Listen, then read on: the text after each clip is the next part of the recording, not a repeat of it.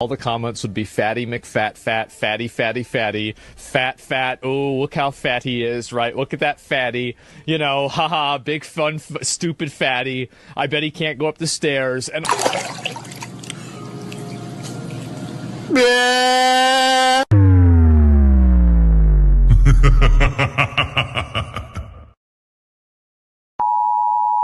The content presented on the following show is intended for satirical and educational purposes only. The views, opinions, and statements expressed by panelists and guests are their own and do not necessarily reflect those of the host, production team, or channel. Additionally, any third-party content featured in this program is used in compliance with fair use under United States copyright law, which allows for commentary, criticism, news report, teaching, and research. Viewer discretion is advised, and we encourage independent thought and discussion. Black people can't be racist. Prejudice, yes, but not racist. Racism describes a system of disadvantage based on race. Black people can't be racist since we don't stand to benefit from such a system. And this whole march adds drama to this total crime. It is known in the black community that most, not all, but most black people are racist toward white Americans. You say it's known. What do you mean? Where's your basis for that? They have been brainwashed over the last 50 years or so to believe that America is a racist society and that white folks are trying to hold them back. They told us we wouldn't get here. Now with those who said that we would get here only over their dead bodies.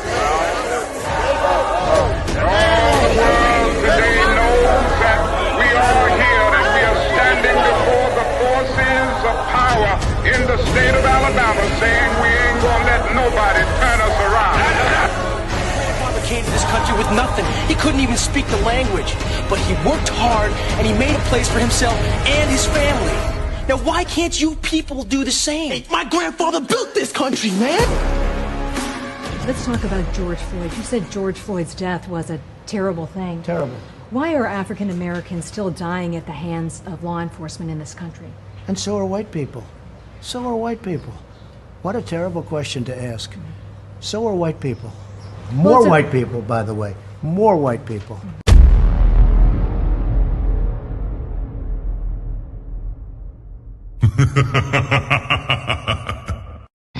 It's time to do. Friends, friends of friends, welcome to the Team Fatty Show Friday show. New show, okay? We're going to test this out. I'm not religious, but may God bless us, because we. So, friends, I appreciate y'all being here. Thank you very much. We're streaming for 1, 2, 3, 4, 5, 6 platforms at the same time. So hello to everybody on Mr. Fantastic side, Flow State, and Mr.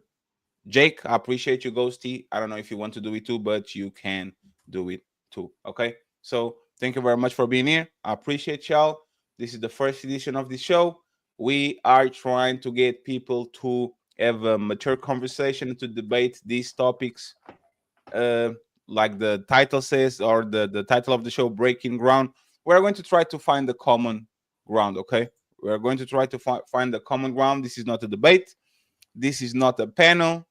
This is designed to be a conversation. If it gets animated, if it gets a little bit dangerous, we'll try to pull it out of the mud, okay? So I want, first of all, to thank everybody that is here. I appreciate y'all. I want to thank my people from Wakanda. Okay, we have, of course, Mr. Fantastic. He is in the building. Thank you very much, Fantastic, for being here.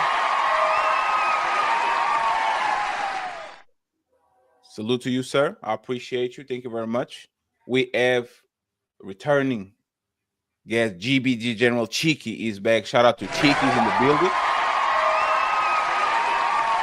Appreciate you, Cheeky. Thank you very much. And last but not least, the lovely Lady Chan. She is in the building. Thank you very much, Chan. On the other side, we have, of course, the team captain. He is rebranding himself. He changed his stripper name. The also former known as Flow State. We have the Powder Dusty in the building. Thank you very much sir, for being here. Appreciate you. We have the infamous Jake is making a great impact on this side of YouTube. So shout out to my boy Jake in the building. And finally, we get Ghosty. Ghosty was here yesterday. Today, she can give us her full attention. So I appreciate you. Thank you very much, Ghosty, for being here. So, friends, this is going to be the design of the show. And we're not going to stay all day, okay? I'm pointing for 2 hours and a half, and everybody go to the nightclub because it's Friday. Stripper club for Jake. So this is the format of the show, okay?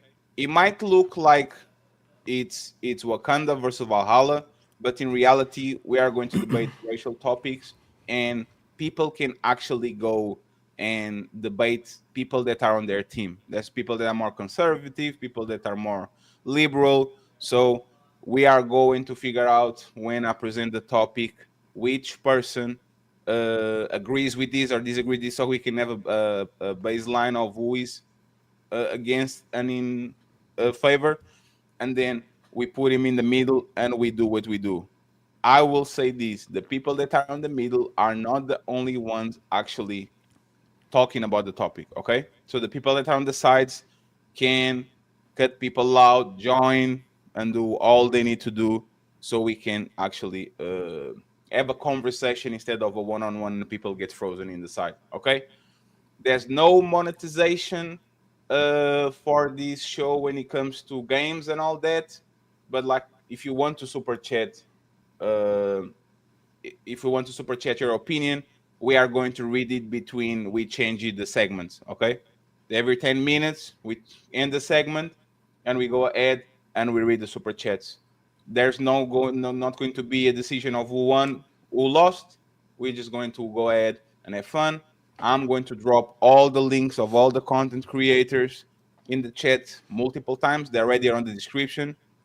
My goal in 2025 is to get one of those SpaceX rockets that don't blow up and try to go to the moon. And I want to thank as much people with me. So if you can please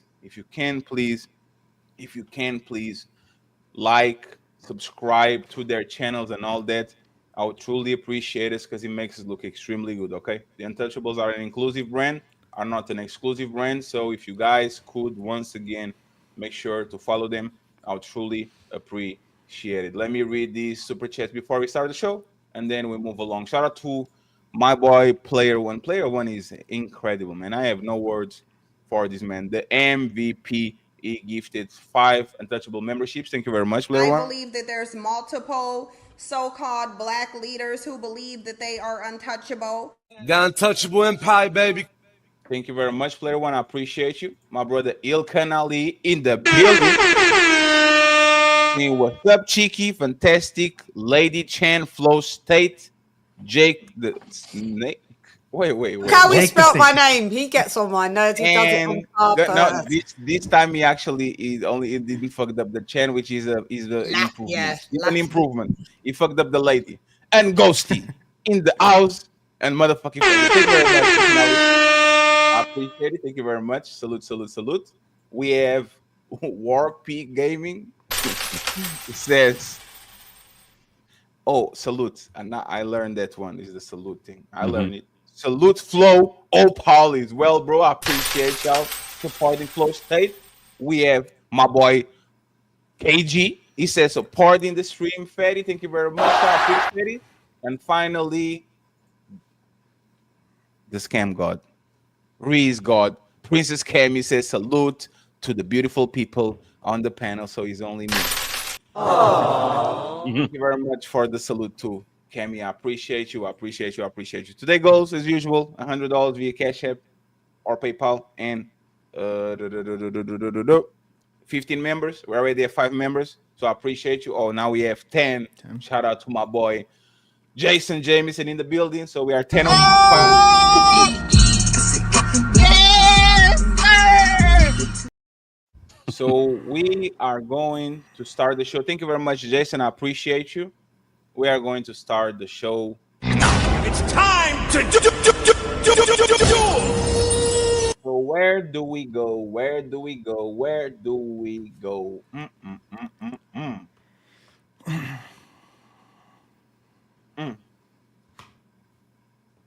Let's start with this one. All lives matter versus Black Lives Matter.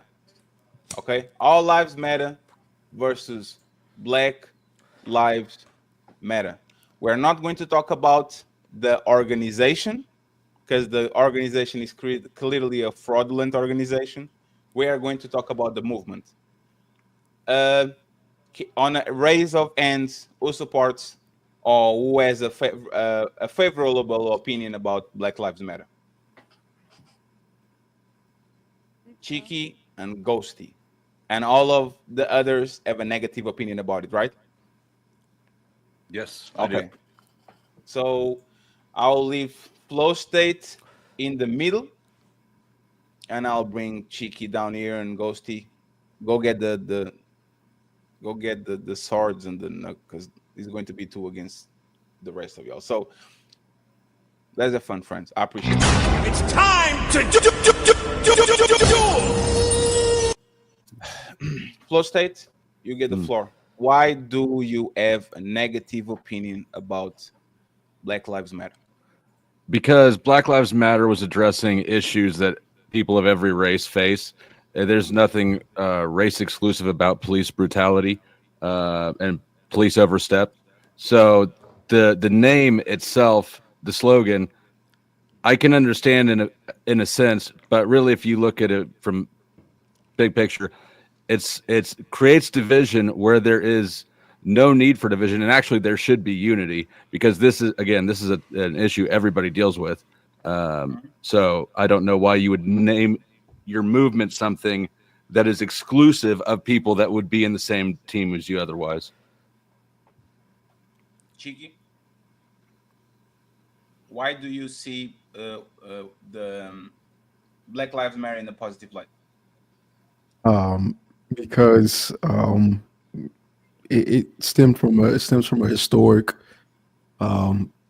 memory, like the mistreatment of Black people during a time frame where it was definitely more prevalent, the prejudice and the racism. So I can understand, sympathize, and empathize with that memory of, hey, look, this looks awfully familiar, right? I understand, cops are cops, bad cops are going to be bad cops, or authority issues are going to be what they are. But if we are in agreement that, this is something that we all go through, why not support it? And then maybe create your own, or even start your own slogan, just not to patronize the other group, but have your own group and genuinely have it, and then we can say, hey, we support that too. What's the more important thing to address, the historic memory or the present reality? The historic memory. That's more important. The past is more important than the present. Well, if you don't address the past, how can you properly address the present? You don't think that hypothetically we could just completely ignore history and address police brutality now? I don't think we can. Vacuum. Why? I don't think that we can, because if you negate the history of something, then you're negating the differences between each people and their experience. Do you think today's police violence is primarily about historical racism? Today's violence? Today's police violence. Are cops violent today because they're carrying on a legacy of racism, or is it something else? I think there are stereotypes that penetrate police officers still, like racial stereotypes that many police officers carry. You speculate, and probably there are. Well, this is one. Put a little bit of yes, My gut. Yeah, Okay. you're good.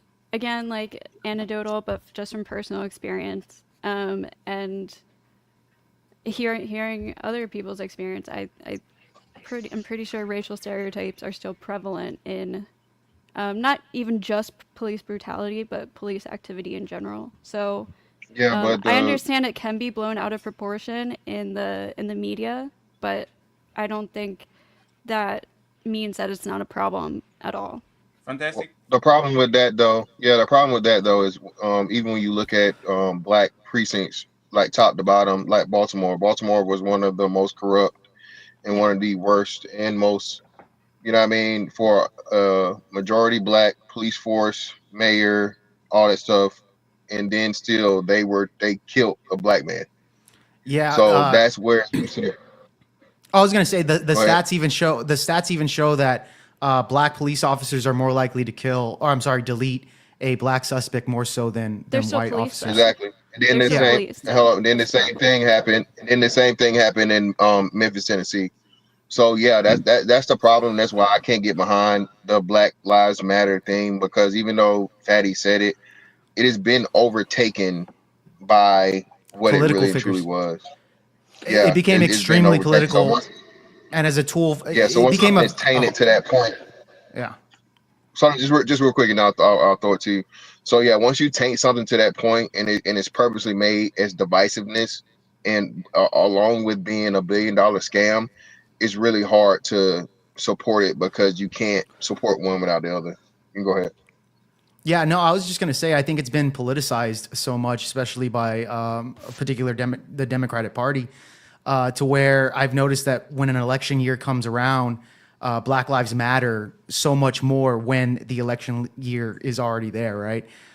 It's also been used to kind of gain votes for minorities, right? So I think the movement in general, they have the saying, hell is paved with good intentions. I get you there. General, right? To address that, hell's paved with good intentions, but I think the historic value, I get you, it's an emotional thing, but as far as the president goes, the stats don't add up that police officers are specifically going after people because of their skin color. I think that's the big problem that people have. So I don't think the movement was saying police are going after particular people for their skin color. That's not what I got from the movement. That's not something that they declared or was stating. It's more so trying to address. They did to them. Did get them. Say what now? Sorry. I was just ad-libbing. I was agreeing with you, Cheeky. It was kind of like what they did once they did encounter the black people, the treatment, what they did. Yeah, so for me, it wasn't like go ahead, Fatty. What did you say? Just 1 second. For the people that want to have questions, there's 200 people already watching on all platforms. There's no minimum volume right now. You just have to put the name of the person, and every time we do a break, we read the super chats. You want to ask something to Cheeky? Ask Cheeky, da-da-da-da-da. Cheeky answers quickly, and then we move along, okay? So that's how we're going to do. Sorry, Cheeky, go ahead. You got this. Yeah, no, but I think there's just cases like, Ahmaud Arbery and George Floyd. The first thing that people would like to say is, well, he died over an overdose, or Ahmaud Arbery was stealing something, but none of those things were ever proven in the case. The overdose was. No, he died. The autopsy. Yeah. The autopsy proved that, bro. It proved that he may have been, but he didn't die from it. That's my point. That wasn't the cause. George Floyd did not die from an overdose. And the thing is, you can go watch the case, look into it. He didn't die from the overdose. I know he didn't. That's annoying. But let me, as the resident black man, I gotta speak. But this goes back to the point of why Black Lives Matter has the stance they do, which is, okay, we have somebody that has died or passed, and instead of addressing, hey, within this custody of this officer, this person was putting their knee on the neck, treating this person inhumanely, and he is black. It does call to action. Hey, did he do this because?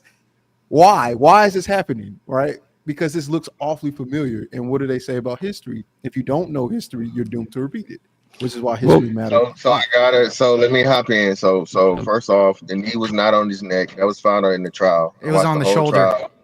Thank you. And then secondly, yes. So hold on. Yes, it was on his shoulder. I watched the entire trial. Wait, stop. Fantastic. Why did he die? Do you guys want me to play the footage? Yeah, go So on. hold on. This is what I'm No, trying. but Well, I hold can on. only watch a little bit of it because I get too emotional. also, this was not the footage, the image. Yeah, So yeah, yeah. this is I mean, just let. No, I don't think we need to see it. Go ahead. We don't No, need no, it. Rosie, you don't need to show the image. Yeah, What I'm trying to tell you and is, everybody is streaming, so this is not just my channel. I'm going to reframe this. yeah. So let me tell you this: the police chief, and they showed him the actual footage of it, and it was admitted by the actual police chief himself. It was not on the neck; it was up on the upper shoulder. Then, secondly, the reason why he died, I forget the direct term, but it was pretty much they're saying it was exacerbated. The fact that he had amphetamine, and he also had fentanyl in his system. And So COVID. it's We know that. hold on. So that's what I'm trying to tell you. So no, you cannot say that he did not die from an overdose because and when they ask, hold on, when they asked the toxicologist, they say, hey, if a normal person had this level of fentanyl in the system and they died, what would you call it? We would call it an overdose. He's This not a is normal another person though. He's an hold on. addict, so he has a No, it doesn't tolerance. matter. That's what I'm telling It you. So does even matter. that, no, it doesn't, because even still, you have overdoses in people that are addicts. So what we're saying is this, and you're proving a point. And this was another thing that was politicized by a career criminal, a horrible human being that what I mean happened to die within police custody. He did not die because he was black. He died because he had a fucking cocktail of drugs in his system, and then you had the process of police trying to subdue him because he was resistant. That's how he died. So I just looked it up. There were conflicting autopsies. The prosecution autopsies said it was from the cop, and then independent autopsy commissioned by the family says that it was not tied. I mean, it was a combination of underlying health issues and drugs and stress. So it's hard to say really who's right or wrong because Yeah. Well, but there was 20 minutes of footage of George Floyd resisting directions from the police officers as well. But hold on, Jake. Like, regardless And- of whether or not the cop choked him out or was just being an overbearing douchebag, like, I don't think the point is to argue that the cop was in the right. The cop was clearly not in the right. The point is that this is not a black issue. There was no reason to think that this was racially motivated at all, except for just the coincidental races of the two people. Now, you can say that the history is more important than the present, but I can't. I mean, that's astonishingly selfish and entitled. Like, there's white people, Mexican people, Asian people that are dealing with this shit right now too. But you think that the past is more important because it's just you, because it affects you. I don't think it's just about. Wait, hold on. Let me Okay, address that. No, not at all, because the same thing would apply with other conflicts like the Middle East with Israel.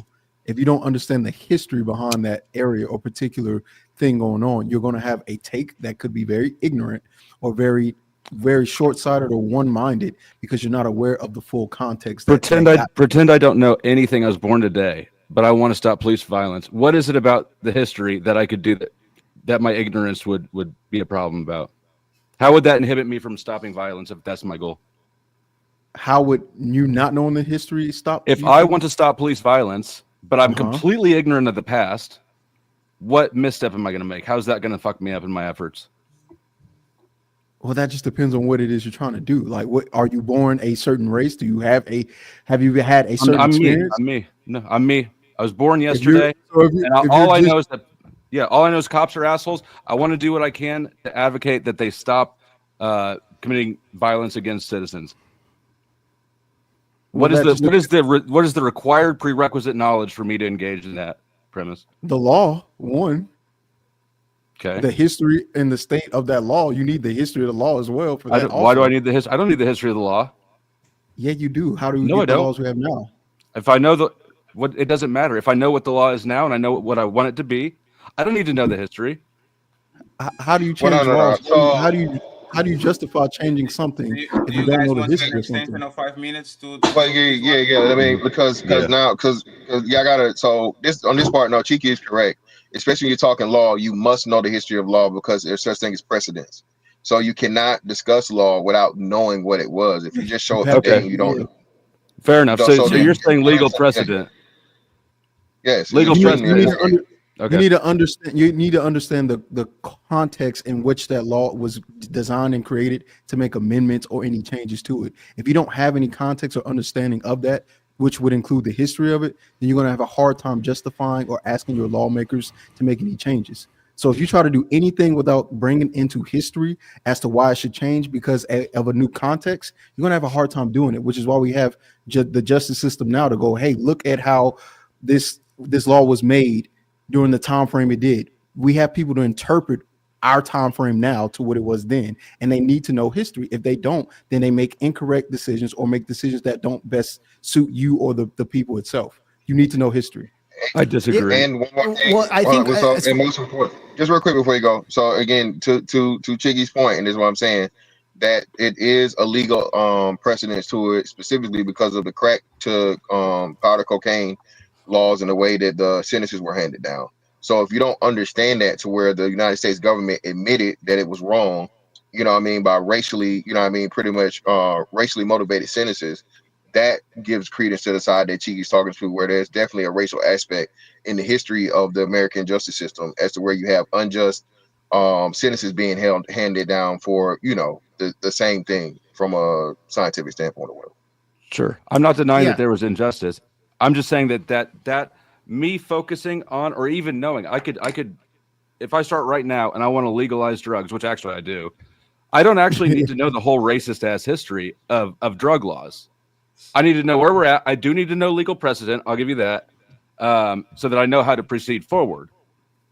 But getting caught up in the past at the expense of the present is crazy. And so maybe that's not what you meant, but that's what it sounded like. Don't you think though that so if you believe police brutality is a problem amongst all races, even just having Black Lives Matter, even though it is focusing on Black police brutality, don't you think that will just help the issue overall anyways? It's going to help for everybody. Well, I think it divides it actually, because the thing is, it divides it. How? Yeah, because when you say Black Lives Matter and it's only for the police, specifically the police, it makes it gives you the illusion that only Black people are suffering through this type of injustice. Not only suffering. Well, it's Black Lives Matter. If you compare it to the All Lives Matter subject, or the Police Lives Matter, remember we had that, or Blue Lives Matter, whatever the other slogans were coming on. It was the point of, at the end of the day, people suffer through this all the way through. It doesn't matter what your race is. If we know that there's injustice within the police system, then that's something we need to go into the root of the problem, not necessarily it's because of race. Does that make sense? So if that's the case, right, and the underlying crux, if the biggest issue is specification of race, why not just address the other parts, which is there's injustice to people. We're speaking, right? The particular people who are speaking about the injustice happen to be Black. Why is it that you can't overlook that part and go, there's just injustice, and make your own? Because there's division. There's division between the opinions. That's why. Because when you make the movement of Black Lives Matter, again, it specifically only shows Black people, when other people go through these issues too. And if we look at the stats, you know, as far as, you know, Black people getting deleted by the cops is nowhere even different compared to cops deleting white people, etc. Like, we not only do we need to know history, we need to know the stats of things as well. Does that make sense? In order to kind of balance out of what the problem is. And I don't think the problem only stems just with Black people. I actually get involved with stuff after the Eric Garner incident, and was definitely chased off as a white person. So, you know, this is not theoretical, and it's not just made up. So what about the guy that just was deleted at the prison, being transported from New York to another prison, and all those guards beat him to death with nurses, doctors, medic teams that were housed in the prison, stood by and watched. You're going to say that's not due to that's not due to some type of racism. Well, you'd have to prove that it was due to racism. If that's the case. So let me say this. So the answer is no, and the thing is this, right? So this stuff happens, like you say, all the time to white Hispanics and so on and so forth, or whatnot, what have you. But the media purposely doesn't report it because it doesn't fit the racist narrative. It doesn't. Yeah, that's true too. Just speaking to the George Floyd situation, the exact situation happened either a year before or 2 years before to a guy named Tony Tempa. Literally the same exact situation. True. Yep. And we never even heard about it. And that was in France, by the way, wasn't it? Wasn't that in France? No, it was here. That was in the United States. Oh, okay. Tony Temple was in the United States. So yeah. Okay, so I saw it happen to a white guy that I was in jail with, like my first night in there. I'm not going with what you lot are saying. What you lot are putting down, I ain't picking up. So really, you know about American prisons better than we do. Wait. Well, that's a good comment. That's a good flex, isn't it? I'm sure you're proud of that, Powdered Dusty. Go ahead, UK. Regardless of any of those things, the reason why I was in prison. The reason why I wasn't highlighted. I'm in America. Yeah. The reason why you're in Australia. I was in prison. Upstanding, aren't you? Isaac, you guys are going to have a chance to match your intellect. Cheeky, take it on, please. The reason why that particular person's death wasn't highlighted is because white people do not have this history of having to fight for some level of justice or whatever the case. Because if they did, they would highlight and go, look at what we're doing. Why do you think people who have the small hats usually refer to the costs? I don't know if you can say the word and whatnot. The reason why they bring that up is because Jewish people historically have always been in a position where they have but those are white people too, right? But that's wait. But that's my point. My point is because they have a history of experiencing these things that are injustices and foul, they have to always bring it up. Whereas in white they're America, exploiting that at this point. That's your statement. But I also I'm right. You don't disagree with me. Would you agree with that statement? Actually, that's a good. Do you agree with that? Let me finish. Because you can make the same argument with black people if you agree with Flow State saying that. I disagree with the statement. I disagree with his statement. All right. Like, because I understand the Jewish history and all that, right? My point is the reason why white people, when they die to the hands of cops, is because white people don't make it a big deal. They don't. It's not our fault. It's not our fault that white people don't have a history of these things, or if they do have a history of it, they don't highlight it and say this is a problem. The reason why black people have to do these things is because it has been a problem and it has been swept under the rug. And so they can't move on. Is what it's you're not saying? that we you can even look at like can't move on. It's not Jake. It's not that bro. Can we do a player trade? It's not that we can't. You're making that argument right now. Oh, no, I'm not. No, I'm not. You're not listening to me. All right. My argument is it's not that we can't move on, is we would like to move forward, but we don't want this to be the case. We can't prove somebody is racist. Well, according to stats, you guys look again. According to stats, it doesn't match up to what you're saying here. In fact, this is the perfect time in 2025 to move on from that type of injustice. Like black people here in the United States is the most free anywhere around the world, bro. At this point, this is what I was going to say though. If you look at missing persons cases too, like there's multiple problems within the police department there are major differences when you break it down by race. So it is more than just police brutality. If you look at missing person cases, if you look at even just like how investigations are treated differently between white people and black people, like there is a like rooted issue in now, have you compared that to income distribution? All the comments would be fatty McFat, fat, fatty, fatty, fatty, fat, fat. Oh, look how fat he is, right? Look at that fatty. You know, haha, big fun, stupid fatty. I bet he can't go up the stairs. And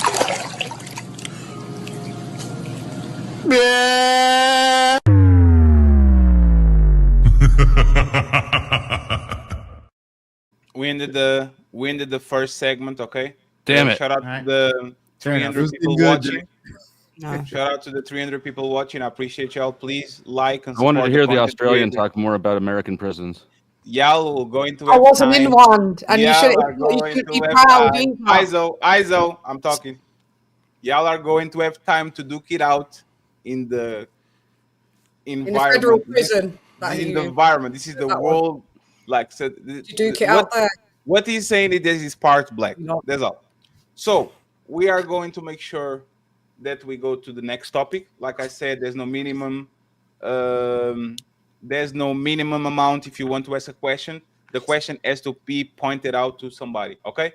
So shout out to my boy L Nixon. He gifted 1 untouchable membership. Thank you very much, sir. I appreciate you. So, you think you're untouchable? We have Dottie Girl. She's in the building with 10 British pounds. We are not, we don't discriminate over here. If you have yens, pounds, YouTube dollars, you can send it to me too. I appreciate you. Thank you very much, Dottie Girl, for the $10 ball. And finally, we have Mr. Ilkan Ali. He says the medical examiner Andrew Bucker ruled George Floyd dead, homicide. He said Floyd, heart disease, and drug use contributed to his death, but officers' restraint of his body and the compression of his neck were the primary. Thank you very much, Ilkan Ali. We're going to use John Airy here and there to kind of do some fact checking here and there, but we're going to see where this goes. Like, we're going to have an automatic fact checking machine in the next few weeks. So buckle up. Once again, please go ahead and follow Lady Chan. I'll truly appreciate it. Thank you very much. Go ahead and follow Cheeky Banter. He's in the building. Salute to you, Cheeky. Mr. Fantastic. Please go ahead and follow Mr. Fantastic. We have Jake in the building too. So please go ahead and follow Rising Star. Jake is in the building. We have Ghosty here. So please follow Ghosty. She'd be nice to us. So need to be nice back. And finally, we have somebody that is not in Australia. He says, keep saying that over and over again. Flow State. Okay. So please go ahead and give him a follow. Last thing before we go to the second topic, we need 4 members. Yes, we need 4 members, and the hamburger fund is empty. So please, if you want to donate to the hamburger fund, I would appreciate it. I would like to buy a hamburger. I would like to buy a hamburger. I would like to buy a hamburger. I would like to buy a hamburger. I would like to buy a hamburger. The burger. 4 members and $100. The rest is up to y'all. So friends, I'm going to go to the second one. I don't know if everybody is going to agree or disagree, but let's try this. It's time to do.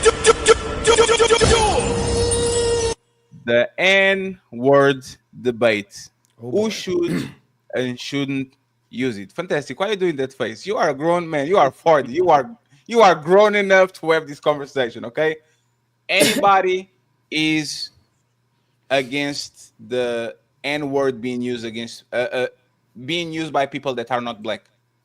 I'm against it. I say anybody can use any word.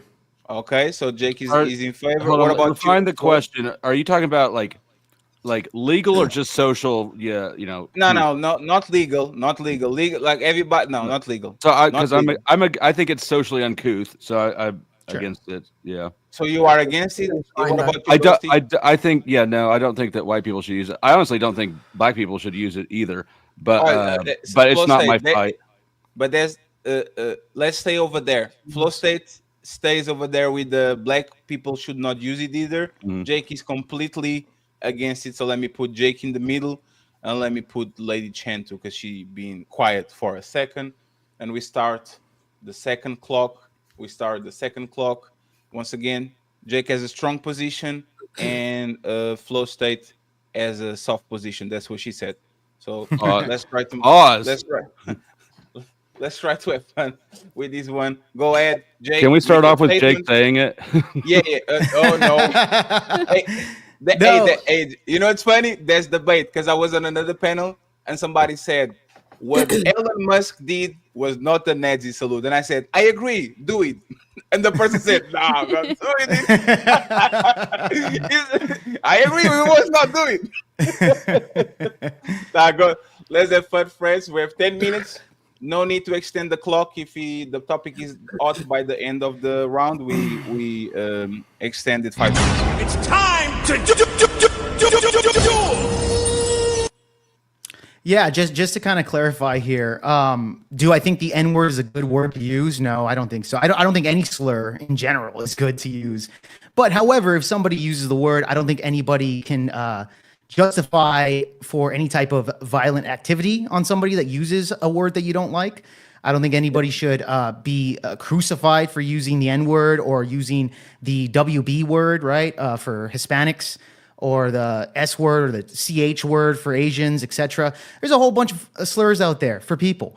I think that when it comes to the N-word specifically, I tend to notice that Black people tend to get a little bit over-exaggerated when somebody uses the word that isn't in their race. If you look at rap music, hip-hop music, they use this all the time and nobody bats an eye. Nobody really cares. However, the moment a white person uses it, it's the end of the world for certain people that I think have been brainwashed by the mainstream media for them to be offended so much by this word that many Black people will tend to use violence on others that aren't their race. And I think that's the problem there, is that I think the N-word, people that are Black need to be like, dude, who cares? Get the fuck out of here. You can make fun of them back. Move on. That's my take on there. Use any word you want. It's how you perceive the word is the problem for me. Chen? Yeah, we're just not cutting it. I've noticed it's not a great word to use between Black or white people in general. Sure. But definitely white people, you can't use it. I'm sorry. And why? Why not?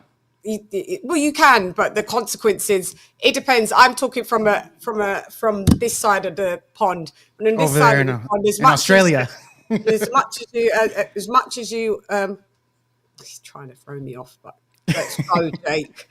As much as you think you could say anything, there's going to be cause and effect. And on this side of the pond, a lot, especially in London, you use that word and you are not Black. Even if we're out with our white friends that we've grown up with, and Biggie comes on and everybody's singing, they all just naturally censor the word N-word, so they already know that here, because the consequences will you will get beat up. That's exactly my point. That's exactly my point, though. Do you believe that Blacks should react that way, or they should have more they should be more stoic on things? It's just a word. I believe that white people like to tell Black people what they should be offended. Well, I think Black people do the same thing with every other race too. They're telling us that you can't say a word. It's the same concept.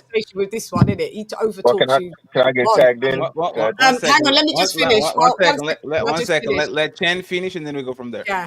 Yeah. So basically, it's not about perception. It's about, like I said, the word's not overall a good word, but at the end of the day, it's not down to you to say it. You can say whatever you want. It's just what happens afterwards. So, okay, would you agree if a Black person uses the word the crack ER word on a white person, and the white person beats up the Black? Do you think that's a good way of going about it? If the white person beats up the Black, you think that's good? You think it's so? Violence is good in your eyes. If that's how, because what you guys would like Black people to do, and some of you guys would like Black people to do, is that our comfort is your discomfort. Well, we've been living too long uncomfortably to make you guys feel comfortable, and when we're not having it, it's now a problem. So whoever wants to beat anybody up, they can do it. If you want to beat up someone that's called you the C word, do it. If you want to beat up someone that's called you the N word, do it. So she advocates for violence. All right, cool. So on this side of the pond, we don't like violence, right? So the way I because at the end of the day, we have self-defense laws. We have self-defense laws. Hold on, guys. I'm being hyperbolic here. Chill out. I'm being hyperbolic, guys. All right. But my point is that I don't advocate for violence on any scale at all whatsoever. If somebody calls me the WB or something like that, here I'm in South Texas. I'm Hispanic, of course, but I was born in the United States, and people cross the border. We call them. Not with Spanish, that hair is white. You turn white with that shit. Yeah, we call them mujaos, right? Which is another word for that. In other words, we're saying, look, they're not in the same. You gotta land your plane faster. This is a big panel with a small timer. What he does? Hurry up. Look, there's a pragmatic. There's a pragmatic. My man off like that. Don't cut Jake off like that. I can hear it. He's landing now. Go ahead, Jake. You got it. In other words, words don't really mean much to us, right?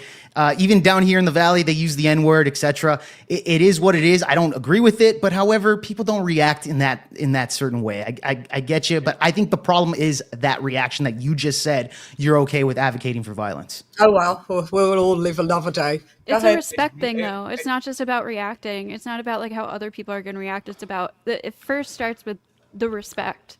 Like, Sure. It's just disrespectful for white people to say it. It's not, in my opinion, it's not their place to say it. It makes me uncomfortable.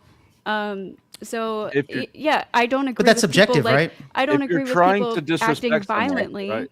But Yeah. like, there are people. You don't have to act violent for it to still bother you, or you just not agree with. But Ghosty, that is So- subjective, right? As far like, for example, she mentioned before, if one of her white friends is Dan, singing on to say my Biggie name. Stop and saying they censor the N-word, etc., that's not disrespectful. They're singing along to a song. But yet she literally It is a claimed that their respect black thing. friends No, would it still is beat them it is up. a respect I've thing. got a name. How? Shan. They're singing Say along to a Shan. song. Again, that's Because subjective. I understand But that's the subjective, though. context. I would say that's Okay, not look, disrespectful. so let me- So so let everybody me has a hop- subjective let me- point of view. Me and Yeah, let Fantastic. me hop in real quick. Let me get Fantastic and flow state here real quick. Go ahead, Fantastic. So the reason that is that way, and all groups have that within themselves, is certain things that Hispanics allow them to call themselves, and it's pejorative, but amongst each other, it's not. White people, Asian people, all these different things, right? And even now, the most important thing that proves this point is LGBT people.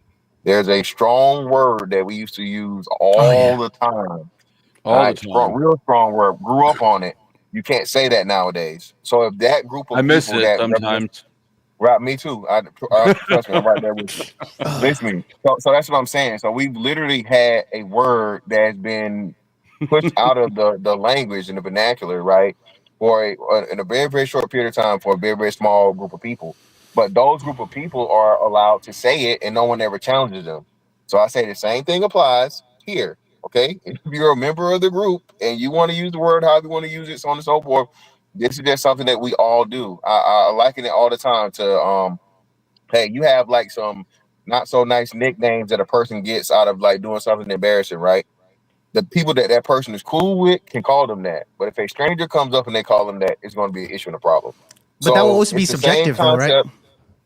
Well, no, I Everything's understand that it's subjective. subjective, Yeah, but well, not in it's this also- case. it's also That's my unwritten. point. Well, no, it's also an unwritten rule, though. That's what I'm saying. So I'm not arguing that it's not subjective. I'm not arguing that, but we all know that there are things that are just understood because, like I said, a lot of things. I'll say the majority of things in life are subjective, but we still do know there's a right or wrong or something like couth or uncouth. That's what I'm saying. So Yeah. by all means, I don't believe in punching people in the face because they say a word, right? But if you're using that as a threat towards me, I know people for a fact that have gotten off of protecting themselves because the person used that word before, you know what I'm saying, before they acted in on violence. Now that sets up a whole nother case of situation from a legal standpoint. Yeah, So, but if it's a threat, that's understandable. Whether you use the word or not, you could use the word jackass and still it'll be a threat, right? Well, no. Well, that's what I'm talking about. Hold on. If you bro. use the racial aspect before that, now it becomes a hate crime. That's what I'm trying to tell you. It's a major hate part, crimes major don't fucking difference. exist, bro. You can't I prove hate. agree. Can't prove All hate. right, I'm going in. I'm not talking about. Can't prove hate. I'm going. One second, please, because hate crime doesn't exist. It's a little bit wild. Come on now. Yeah. Okay. It's a little bit wild, right? Jake, Yeah, you can't prove hate. How? I know he's not from. Legally exists. This is a made-up term by liberals. It doesn't Jake, exist. do I have to get a Legally, white it definitely hoodie and then like the rose Oh on a my tree? God. Come on, Oh Jake, God. relax. Well, Flo's the leader, so Okay. Flo. No, that can be a once different topic. That can be a different topic about the N-word. That's Like crazy. there's two ways to look at it. Like an objective sort of is this fair metric and a pragmatic metric.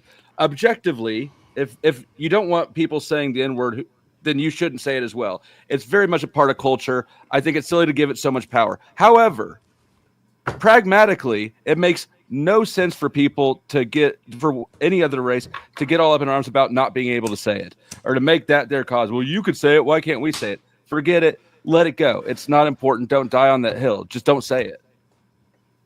So I have Sure. one question for Cheeky before we move along. Shout out to the 315 people watching. I appreciate y'all. Please like the video. My question is simple, Cheeky. Not in a song, not just saying out. If a person comes to Cheeky and says the N word, are they being punched in the face? Yes or no? Are they If black? they say, no, you Nigga! are they being punched in the face or not? Is that a chance? Probably punch them in the face. I'm just me personally. I'm just not a crash out, so no, I'm not just gonna punch you. Now, if you touch me, that will be kept in mind while I'm beating your ass. You Oh, may get a shit. lick or some shit, but I'm not just. You walk up to me and say "nigga," I'm gonna just be like something's wrong, or I'll call the cops or something. But Damn, you gotta. Cheeky's not playing with you. He's got 911 on speed You dial. better get him back. You better go down there and get him back. Yeah. You need to go to jail or something. Something to ruin your life.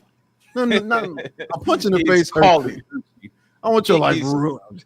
let me just go ahead and let me read the super chats real quick. Once again, thank you very much for the support, friends. There's 313 people watching in all platforms. I'm going to keep dropping the link on everybody. I don't have ranch on everybody channel, so probably we're not going to see the ranches on everybody, but next time we're going to organize it a little bit better. Okay. We need 4 members, please. Let's get 4 members out of the way. A lot of people in the building. So let's get with the 4 members before we start to feel the hamburger fun. Hamburger fun. John Henry with the $5. He says, Jake, minimize your stream of unsubstantiated consciousness to keep the commentary factual. Thank you very much, John. I appreciate you. We have Dottie. That's his Girl. only argument. Like, you're just lying, Jake. Shut the fuck I up. have Dottie Girl. She's in the building with 3 British pounds. Thank you very much. Hey, Jake, you have to admit the ear on the side of the pond, we don't like violence, was wild. Well, I'm being hyperbolic here. I'm being hyperbolic to set up my take here. That's all. That's all like, it was. come on, cowboy. But I get you there. I get you there. I'm being hyperbolic to set up my point. And this is Just to set up my point here. Just to prove she's advocating for violence. I'm not. That's the whole point. Jake, and this is why I called you the rising star, because you are willing to actually go there for whatever reason. I don't have no idea why. Dude, I mean it. That's why, dude. John Henry with $2. He says, black nor white people should be using the word. Thank you very much, John. I appreciate you. We have Tea Leaves. He's in the building somewhere, hiding in the clouds. I appreciate you, Tea Leaves. Thank you very much for the support. We have Wrongful Rage. You will never make a comment that is not mad about. He says, hello. No, he's hello. Is this a white hate stream? Kind of. Because if it is, fuck off. Thank you very much for the support. Wrongful Rage. I appreciate you. We have CJ in the building. He says, I know this is an unpopular opinion, but Jake is correct. Oh, look at Very you, unpopular opinion, yes. That was for an old one. Wasn't that this debate partner you had the other day? Jake? I see you guys. You guys have a strong bond. CJ back again, and he says, "We got no." They did the debate together, tag team. Yeah. We got this dumb N-word logic from the. Oh damn! Is a woman's fault? That's crazy. How the fuck? Women are to blame for a lot of things. Tell them CJ is the woman's fault. Yes. I second that. Yes. I agree with that. Let's be misogynist for 3 seconds, and we'll go back to the regular. Deborah, she's in the building, and she sends $3. Thank you very much, Deborah. I appreciate you. Thank you very much. We go to Wrongful Rage back again, and he says, "Wow, these black people better have my money. I ain't got dimes for this. Stay strong, Dusty. These folks either ate behind victim channel." Great. That's a very strong statement, Mr. Rage. That's a very strong audience. It's probably Timeout offense. No. We're going to with it. We are, like I said, when people expect us to zig, we are going to zag. Okay? And if people come in with extreme rage, we're going to say USA, and we're going to give love back. Okay. I like so that they apologize by the saying. end of the show. Wrongful Rage is going to apologize. He's going to say this was not that bad. I'm sorry, Nichols, or whatever the fuck he wrote. Yeah. Robert is in the building, and he said historically the N-word was accompanied by massacre, rape, and lynching. some of which occurred while black men were in the United States military uniforms. Thank you very much, Robert. I appreciate you. We have the lovely Meme in the building, and she gifted 1 untouchable membership. Thank you very much, Meme. We need 3 memberships to go. Okay, thank you very much. We have my boy Robert back again. There you go. Robert says, that's why a white person should never say that. Thank you very much, Robert. I appreciate you. Luckily, I ain't white. Damn, you kind of are. Ilkerali, how can a white people fight for black people to not say the N-word but won't actually fight for black people is crazy. It's not about what's right. It's they can't say it. Thank you very much, Ilkerali, for the $10 ball. We're getting to the bottom of it. John is back and saying the term hate crime was not coined by liberals, but rather by journalists and policy advocates that in were the liberals. 1980s to describe crimes motivated by bias against certain groups. Yes, Jake, you a lie. Oh, yeah. Liar. Damn. And we have Rocky in the building. He gifted memberships to Flow State, aka the Powder Dusty, 5 of them. So thank you very much, Rocky. We have Robert back again, and he says, a white person calling a black person the N-word is always an act of violence. We have more 3. Ilkan Ali says, by the way, I love white people. I have 1 white friend. That's a crazy comment, Mr. Ali. Hope you're doing good, sir. John Henry says, CJ is an habitual co-signer. Man, there's gang violence on the chat. CJ is a habitual co-signer of Jake bullshit. Still love you guys. Oh, damn, that's crazy. I think this is actually going pretty good for what I expected. HP Nutcraft? Nubcraft? Nubcraft. He says he gifted 1 membership to Jake. I appreciate you, sir. Thank you very much. And I'm sorry for misspelling your name. Thank you very much for the support. I appreciate you. We have Drobonaut in the building, gifted us 1 untouchable membership. Salute to you. Thank you very much, sir. God damn it. Stop sending super chats. No, I'm kidding. I'm kidding. I like money. We have in the building Pax Americana, $50. I am told I can't have an opinion on this topic. This is Bumpkin. Bumpkin was somebody that was expelled from my show because he used the N-word. And he was not. He got a 1 month ban. I'm very strict about some shit.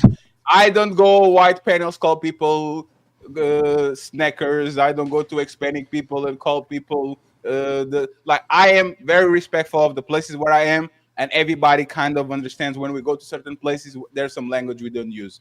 The ban was for 1 month. It just disappeared, and I think he's okay because I see him all the time on Chaotic. The Truth channel, so he's going to be okay. Don't worry about it. It may have disappeared on your channel, but he's getting blocked on mine right now. Oh, wait, whoa! This was like 3 years ago. That's how you get $50 out of him. Apparently, you block him. Oh, damn, that's crazy. Thank you very much. You're also blocked on mine now. Damn, everybody was $50 from this man. Thank you very much, Bumpkin. We have Sophisticated Jerk. What's up, brother? Says, where is the light skin representation? You guys are racist. We're going to have it next week, friend. We're going to have next week. CJ, it's just like our woman used to use the B word, but gets mad when man used it. That's a good point. That's wild that someone said out on TV. Sorry, it's the woman's fault. It's your turn to get the blame. It's my turn. It is. You told me it was my turn. You can talk all that you want to, yell and scream. You lost. It is my turn. You lost the game. It's my turn. Isn't that wild that someone said, "Oh, where's the light skin representative?" Like light skin people. Like this is where there's another debate where light skin people have a lot of opportunities within the black city. Like can't dance. No. We hate him. We hate him. No, we hate him, Jen. Fuck yeah, fuck them. Especially Ilkan Ali. Silly. And by the way, this is the manosphere. We have to wait woman for like 5 minutes. It's like on my contract every show. So I think we got the quota today. So thank you very much, CJ, for helping us get there. HP Nubcraft, he gifted another membership. So thank you very much, sir, for supporting Jake. I appreciate you. Appreciate you. Salute to you. CJ says it's literally the same dumb ass logic. I see what you're saying, CJ. I see what you're saying. And finally, Il Canali is saying, I don't see any multiracial people. All of y'all are No, it's racist. our time. Thank you very much. I appreciate you. Friends, we're going to go to the next one. Let's see if we have some disagreements here. Let me replace it real quick. So we're going to shift it to the white side now, so we can play a little bit defense and offense. White privilege, is it real, and how does it function? Who believes in white privilege raises their hand? I believe that there's privileges for each race, so yes, but not exclusively. Wait, So you're going to Oh, right. There's no black privilege. Y'all are sitting here. No, wait, the specific question was white privilege, doesn't it? I Yeah, know but what you'd the have to do a question was. compare and contrast. So No, you guys. if everybody has privilege, yes, there's no there such is thing as white privilege.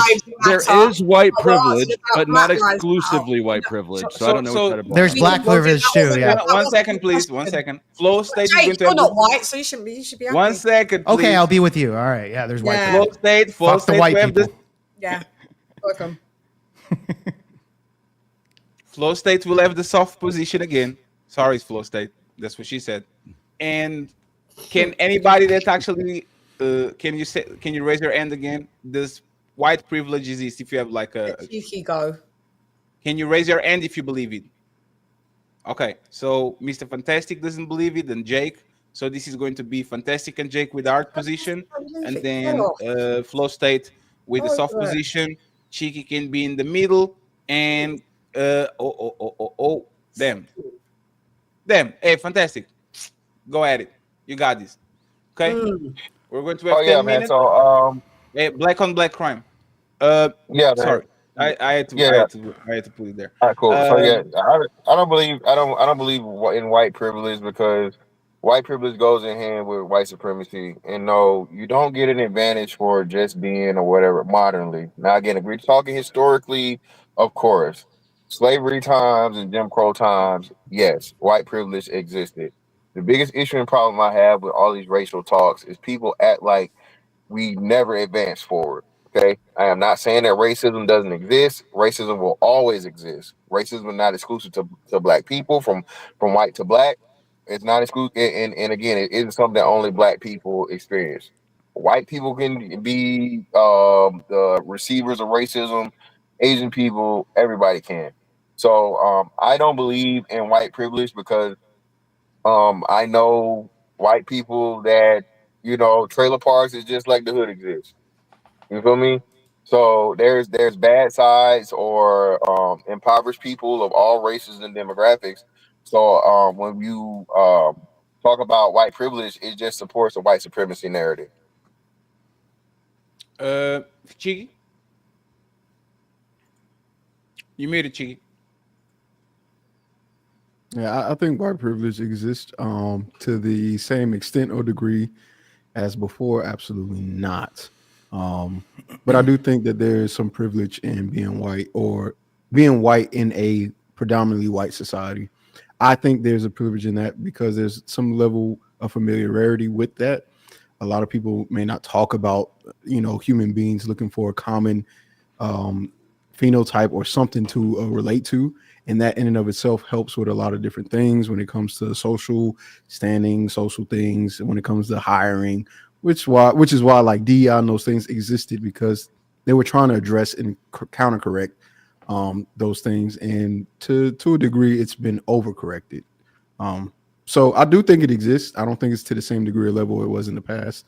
And I think that there's a lot of benefit that comes from being white, but there's some downsides too, right? You guys don't have the history of being quote unquote victims. You guys typically were the perpetrators. So you don't get to be the victim now. And that's the downside. Like white men specifically that are straight. Victim. That's interesting. Huh? You said what? It's interesting that you just are overt. I mean, I just assume that most people who pursue being victims are unaware of what they're doing overtly.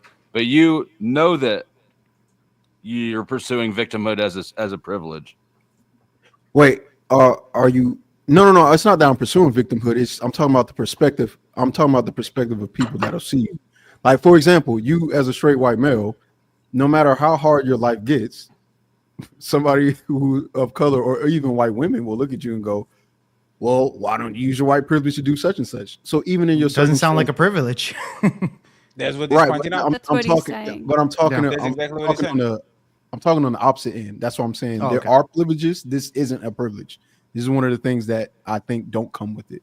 But you guys do have privilege for sure. Well, for those who are white, I do think that white people have privilege, just like black people do, which is why we get to say the N-word. You don't. But why do you want to challenge my privilege to say that? Why don't you just not say it?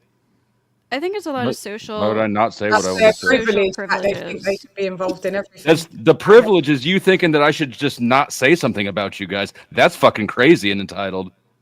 Wait, damn. What do you mean? Why don't you just not talk about us? You think it's we're having a discussion here. You think I'm using my privilege to address the topic about you guys? No, we didn't say that. But go What'd you ahead. say? Clarify it then. You're going to need to rewind the tape. Let's One move second. along. One second. Let me pause it. Let me pause the clock real quick. So, as clarification, what Chiki was saying is that one thing that white men actually have is they have no sympathy by nobody. So when something happens to white men, people will assume that you're talking from a position of power, and they will say, "Why don't you use your white privilege to get out of the hole?" While the minority groups might have some level of empathy. So he was actually making your point. He was just saying that the same way you have some privileges, like the same way this is actually hurting you, there's some situations that hurt us, so we have the privilege to actually talk about it. My bad. I misunderstood. Totally fine. Is the head is too tight. Ghosty and then Ghosty and then Jake. Go ahead, you got it. Okay, so I do think it is largely social privileges, even though I did mention earlier about like missing persons cases and stuff like that. But I do think socially, like there's a lot of stereotypes that do hurt Black people and will like that don't affect white people to the same way. Like there's the typical stereotypical like angry Black woman or something that will get like treated differently, and I don't know. I just feel like there's more pressure on how Black people kind of have to like behave that will get like different treatment than white people in society. So that's kind of how I see it. That's how you see it. There's like disadvantages too. So again, like as we've already stated, but I do think white privilege exists for sure. Okay. Well, I mean, at the end of the day, when you say that there's disadvantages of that as well, then if everybody has particular privileges and disadvantages of that, how is it that there's if you're going to say there's white privilege, then therefore there's Black privilege, there's Asian privilege, etc. So if you're going to say, okay, well, white privilege exists, but so does Hispanic privilege, so does white privilege, Black privilege, green privilege, Jewish privilege, etc., then there's no real privilege there. Therefore, we're all equal on that matter. There's no real stake there then. I personally think that white privilege probably extends a bit further than most of the other races, but not if you measure income. Chiki, why did you nod your head when you said that? Because I think that the population, like again, social things, especially when in regards to the amount of where you're at in a position, that matters. Like it carries over to every aspect of your life, right? So that's why I would think the privilege is different. If you're a minority, so by and large, your privilege only extends to by and large to whatever small group you're a part of. But if white people are the majority socially and whatever, their privilege extends furthermore, and it allows for different things and opportunities and different different thing. So while we all may have privilege, it doesn't mean we all have it to the same extent, right? Right. Well, like even if you look at like affirmative action or even DEI, etc., that actually benefits minority groups, right? Whether you're a homosexual, where does that come from, though? Black, etc. Wait, hold on. Right. Just real quick. So I don't want you to finish your thought because I'm trying to follow you. So go ahead. Okay. Yeah. What I was going to say is that, for example, when it comes to affirmative action, if you look at the schools, like universities, they have to particularly bring in an amount of Hispanics, Mexicans, etc., and Blacks in order to go into their school. Now, I believe affirmative action is actually very harmful to minorities. So that would be a privilege in a case, that's how they think of it, of blacks coming into a university that they didn't necessarily earn it, right? Through affirmative action, right? They're the top of that race, but nevertheless, they wouldn't have gotten in there without affirmative action. But that's changed the lives of a lot of black people that has benefit them, but overall, probably not, etc. So even under the law, you have cases to where, black people can benefit off of those particular cases, right? Wouldn't you say?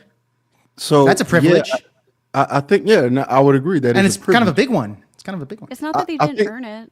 Sorry, go ahead. Well, that's what affirmative action is. Go ahead. It's based off of skin color, though. It's based off skin color. It's not about merit. There's a common misconception that these people don't deserve these positions. They qualify. They sure, have the but same I'm not making that argument as anybody else. Well, you're saying like they didn't deserve it.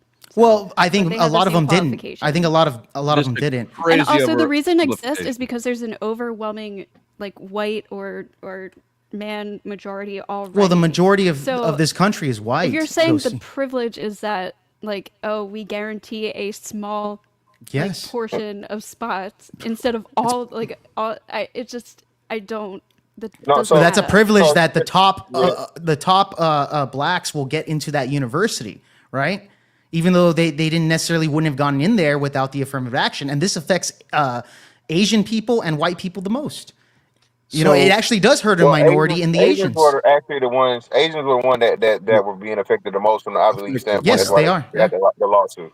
So just let me say this, right? So I think, and this is what we say too, right? So is it a privilege thing, or like you said, is it a majority population thing? I mean, the biggest privilege of all is nepotism, right? That's most people get hired, most people get on, most people get opportunities from knowing somebody, okay, or having a commonality. And even with black people, right? If you are a sorority or what's the male version? Fraternity, right? Fraternity, fraternity or sorority member, you have a much higher chance than any other regular black person that's not, because you guys have that thing in common. So the quote unquote privilege, Asians do the same thing for themselves. We don't say there's Asian privilege. People from Israel do the shit for each other. We don't, and that's why I say, that's why I don't acknowledge any of this white stuff, because it's making white people just like these deities, man. It's like the white people wake up in the morning and float. You feel me? So that's why I just can't. Everybody has a level of privilege to some degree within their own group or the commonalities. That's just that's really the way it really is. But also, within the college universities, black people are starting to segregate themselves as well. Have black only spaces, right, within universities. But if white people did that thing, they get shamed and called, racist, etc. But wouldn't you say that it's okay for white people to segregate themselves the same way as blacks? I don't see the problem with that. I think that there is no need to segregate yourself from yourself if you're the majority, right? It would make sense, because for example, if you go to BYU, which I think is high 80s, 90s, college campus is majority white, it's Mormon city. What about a university that's kind of mixed? Then would you be okay with that? That would be different, and that would make more sense. And I think, but a lot of black people would say that's racist, and you would disagree with that, right? Yeah, but I would also make sense of it. Hey, that makes sense if you're looking for a group of people or you're trying to celebrate a particular culture, right? Black people and Hispanic people don't celebrate the same Hispanic history or whatever, but that's because it's meant specifically to their culture. I don't have any problem with that. So if white people have a culture or a history that we're just unaware of or we don't talk about, and you guys are like, hey, this is meant for white people specifically, then by all means, if you're German and you have a German holiday and you only want German people there, I have no problem with that. I'm not German. That has nothing to do with me. By all means. Now, if you say, I want white people to do this white thing, and it's okay, what is the white thing that it is that you can participate in that other people culturally can't do? And the question, it's the same thing with blacks, right? They do the same thing. Culturally as well, they exclude other races. And that would be because they're the minority. They're small. Yeah, but what would that matter, though? Even if it was the majority doing that, what would it matter? Here's a perfect example. Why do you care so much? Here's a perfect example. Black people have historically black colleges, HBCUs, where majority of the people that are there are black. Yes. Guess what? White people can attend, but they don't. Why not? White people get free tuition to those lots of times. Why? I don't know about that, but I don't know You about can that. get scholarships because of DEI. But besides the tuition thing, the idea or the concept that I'm dealing with, why is it that we have HBCUs, which are predominantly black? They're segregating themselves. Yeah, they're not segregating themselves. They're well, saying that would be that would be segregation, right? No, because if it's segregation, you wouldn't allow white people to be inside of the. It wasn't segregation. That has to go back to the history of the reason why. So because black people were not allowed to attend white colleges, white people had to make black universities. So it's not a segregation thing on our part. If anything, it's a response to segregation of white people. Okay, well that's fine, but it would still be under that criteria, right? It's just like, well, blacks want to have their own space. No, but you're not acknowledging. Wait, you're not acknowledging that it has never been exclusive for white people. White people. Yeah, but now it is. That's the thing. No, we're talking about now. White people are allowed to go to those schools. Yeah, white people. Sure. And they do, and they talk about. They've always been able to join those historically black colleges. What I'm saying is, for people looking for some level of exclusivity or some tight-knit group within a particular area because you're the minority makes sense. What doesn't make sense is the majority saying we want our own group when you're the majority. What is it that you don't but also white people, there's categories of white people, like you said, with German, with Irish, etc., right? So within the subcategories of white people, like for example, right here I'm on this panel, I'm not actually white, I'm Hispanic, right? But nevertheless, I can make a segregation group or where no whites allowed, no blacks allowed, etc. You're okay with that. But I'm just saying the stigma of segregation, which black people complain about a lot. It's crazy to me that yes, they do. You know, especially Jim Crow. Like Jim Crow, they complain about that. Right? Club or a group is not segregation. I can't scam you because you ain't got no money to scam. I got Negroes saying Dr. Umar is scamming and they ain't got no money to scam. You the brokest Negro on my Instagram live talking about stop scamming people. And you the Bahama scam you. You got 2 quarters and 3 nickels in your damn pocket talking about stop scamming. How can a broke man complain about getting scammed? Brother, please hit the Cash App family, $FDMG school. Hit the Cash App family. Friends, we need to move to the next one. We need still have 2 members. We need we 2 be getting members. so close. We be getting good. No, but this is American again, them. Don't worry. I will actually incentivize y'all to continue the conversation, like pinpoint certain topics, and let's go to your side and ever. That is race baiting the shit out of us.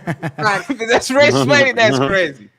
I'll put you You're on race baiting and edging us. It's a weird combination never before seen. But hey, and by the way, I'm not black. I'm European. Pex, you want to say something, Jake, before I read the super chat real quick? No. I was just gonna say I would love to get this gentleman right here that's on my left to on my show to talk more into detail about these things. And I think we can have. I'll make sure I pass the information. Yeah, put the email and stuff. Needed, okay, and glad to have you back, Cheeky, once again. I appreciate it. Thank you very much. Didn't see you in a while, so I'm glad to have you back. Thank you very much. Pax Americana, aka Mr. Bumpkin. He says, "Here's my white text, even though you are Irish." Scottish. Damn. Thank you very much. We have John Henry in the building saying, "Whatever privilege blacks had, Trump is removing it. Would anyone disagree?" Oh, Trump bad all the time. Yes. Anybody wants to answer quickly? Y'all lost. You lost. Y'all. He said y'all. Yeah. Y'all lost. You lost. Said y'all lost. It's all Trump's fault. This didn't happen before Trump. Not another Trump argument. That's crazy. And friends, you can ask questions that on not a minimum level of money. Just point it out to one people in specific so we can be quick with the question. Okay, so it's not like a broader question. Thank you very much. I appreciate you. We have our niece, Princess Cammy, being nice and sweet. And she says, "This is better than history class. You better go to school, Cammy. You better not be learning on these YouTube streets." Great panel. Thank you very much, Cammy. I appreciate you. Salute, salute, salute. We have Ilkan Ali in the building, shooting from three. He says to Jake Flow State, that you see, Jolly, he's already cheating. To Jake Flow State, and sadly, my brother, fantastic. one of y'all can pick this. If I wanted to go to a hip hop club downtown, who are they more likely to turn away? Me, Fantastic, Flow State, me and Fantastic, or Flow State and Jake? If we go to the country club, the same question. Let me put Fantastic on the spot. Fantastic, you and Ali, okay?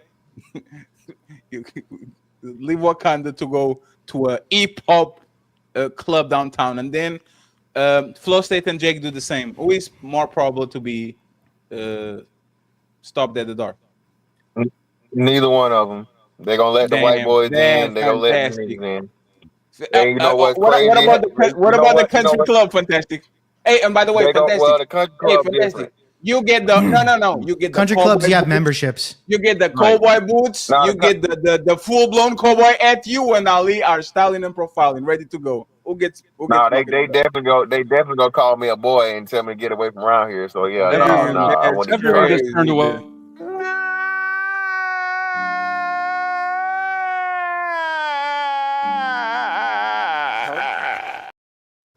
Country club better go everyone who's not a member. They gonna hit me with it. They gonna call me the N-word. They gonna be like, "Hey, you lost, Stella?" No, they're not gonna say that, dude. No. With clubs, obviously they might have dress codes, etc., to turn down people depending on their roles. But with country clubs, usually they have memberships. So whether you're black or white or Asian, doesn't matter. They're gonna let you in as long as you're a member. That's how it works, bro. It has nothing to do with race. I hope the nightclubs there are not like they're in Portugal, because Ali and Fantastic definitely going to. Hey, let's split real quick.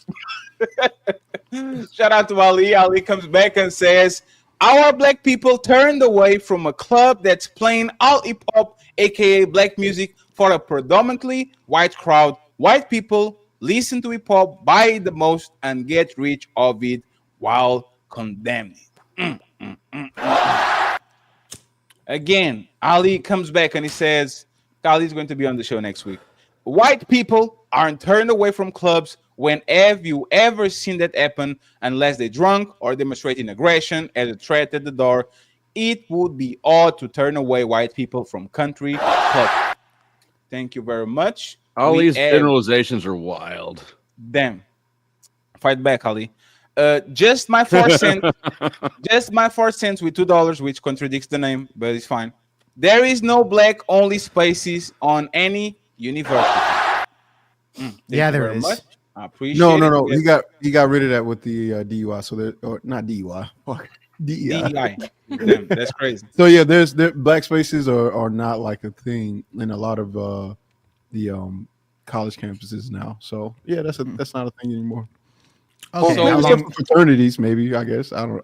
I have to check back in. Do Chinese clubs piss you off too, Jake? Or like what? Is that yeah, China. What would be playing China. My way. school had a Chinese Sorry. club. Like I'm just. That's crazy. You're deported, China. Marcus Antonio Castillo, you have to pay a tariff when you go to a Chinese club. Yeah, exactly. Marcus Antonio Castillo, $2. I was never raised with white WBS white boogeyman syndrome. He is Latino too. Thank you very much, sir. I appreciate you, Marcus. Just my 4 cents is back and says Jake is lying. No black only spaces on campus. Thank you very much. Ilkan Ali is back and he says, when have white people been mad at all Jews, Chinatown, all Arab, Asian, Indian stores, and Hispanic business? They support them all fully. White people only complain about all black organization and empowerment, empowerment out of fear. Again, the generalizations are just staggering. Ali will definitely be on the next show. Marcus Castillo, $2. Plenty of programs for school funding for minorities. Thank you very much. I appreciate it. We have Robert in the building, and he says Hispanic is not a race. Jake, stop gaslighting. So let me address that really quick. No, he's right. Hispanic is not a race. When I say I'm Hispanic, that means it has to do with Spanish-speaking roots, which I come from Mexico. Okay, fair enough on that. But I'm not claiming it's a race. I never claimed that at all. So just FYI there. Thank so you stop very gaslighting the audience there, bro. Thank you very much. Thank you very much. Thank you very much, Mike. Sorry, you did say what you was say? Hispanic and not white. So you did conflate race with. Well, he didn't conflate it because it's an ethnicity. All he's saying was, I'm Hispanic. I'm not white. Yeah, I'm not gonna say I'm Mexican because He I wasn't born in he made- Mexico. Right, You're like to us, Yeah. in the way his camera, like he may look white or white passing or whatever you He want is. to call it, He's but he's just Mexican clarifying, I'm not white. He's the whitest one on the panel. Let's be real. You're Mexican. Hey, Jake, let's actually test it. ¿Cómo estás? How You are you? are definitely white. How are you? Man is white. He failed the ¿Cómo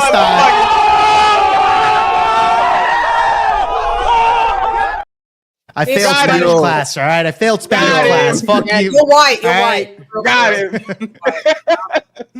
it. Hey, Mike, thank you very much for the $50. He says, Dr. Umar is a piece of shit and a scammer. Mike, next time, send 100. Before I continue with my message, thank you, Sister Avanti, $10 coming on the Cash App. Thank you, sister. Next time, make it 20, but thank you for that 10. I know you barely had that. Thank you, sister. Thank you very much, Mike. Terrible. I appreciate it. Salute to you, sir. Il Canali in the building saying, by the way, I love these conversations and transparency of Flow State, Ghosty, and Jake. I love we're having these conversations. Very powerful and needed. Shout out to everybody from Wakanda and Valhalla. And shout out to Player Motherfucking One. He came up with this concept out Appreciate of, I don't know, wet dream, whatever the fuck he was doing. So thank you very much, Mr. Player One, for actually put the foot forward. If you guys have any concept that you think is going to work, just send me an email. I got you. Thank you very much, Ilkan Ali. Salute to you. We have more 5 to go. And then we go to the next one.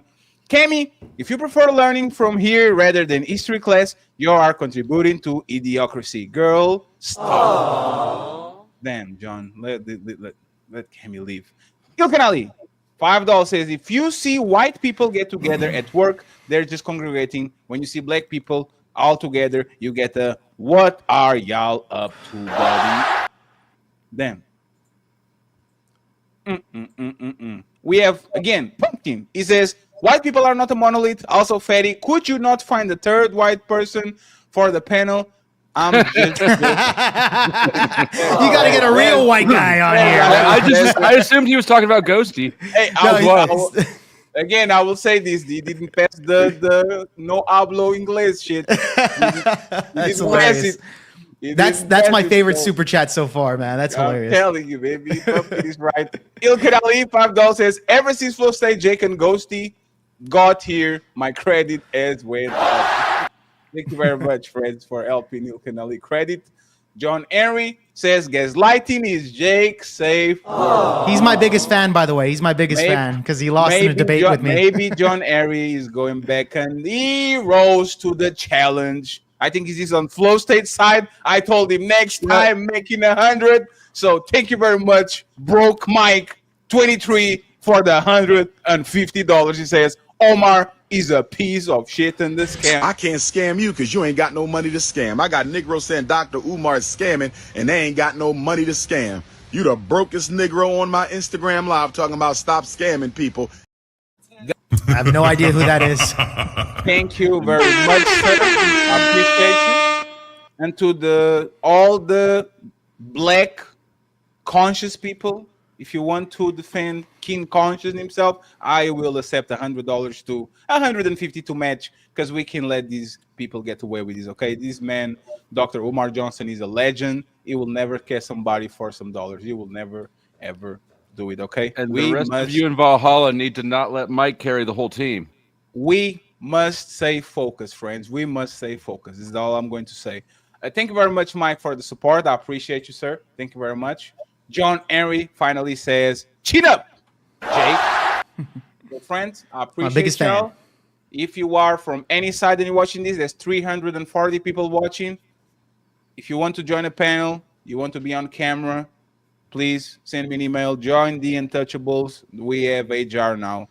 Finally, we are moving as a corporate enterprise. So we have HR now. Join the Untouchables at gmail.com.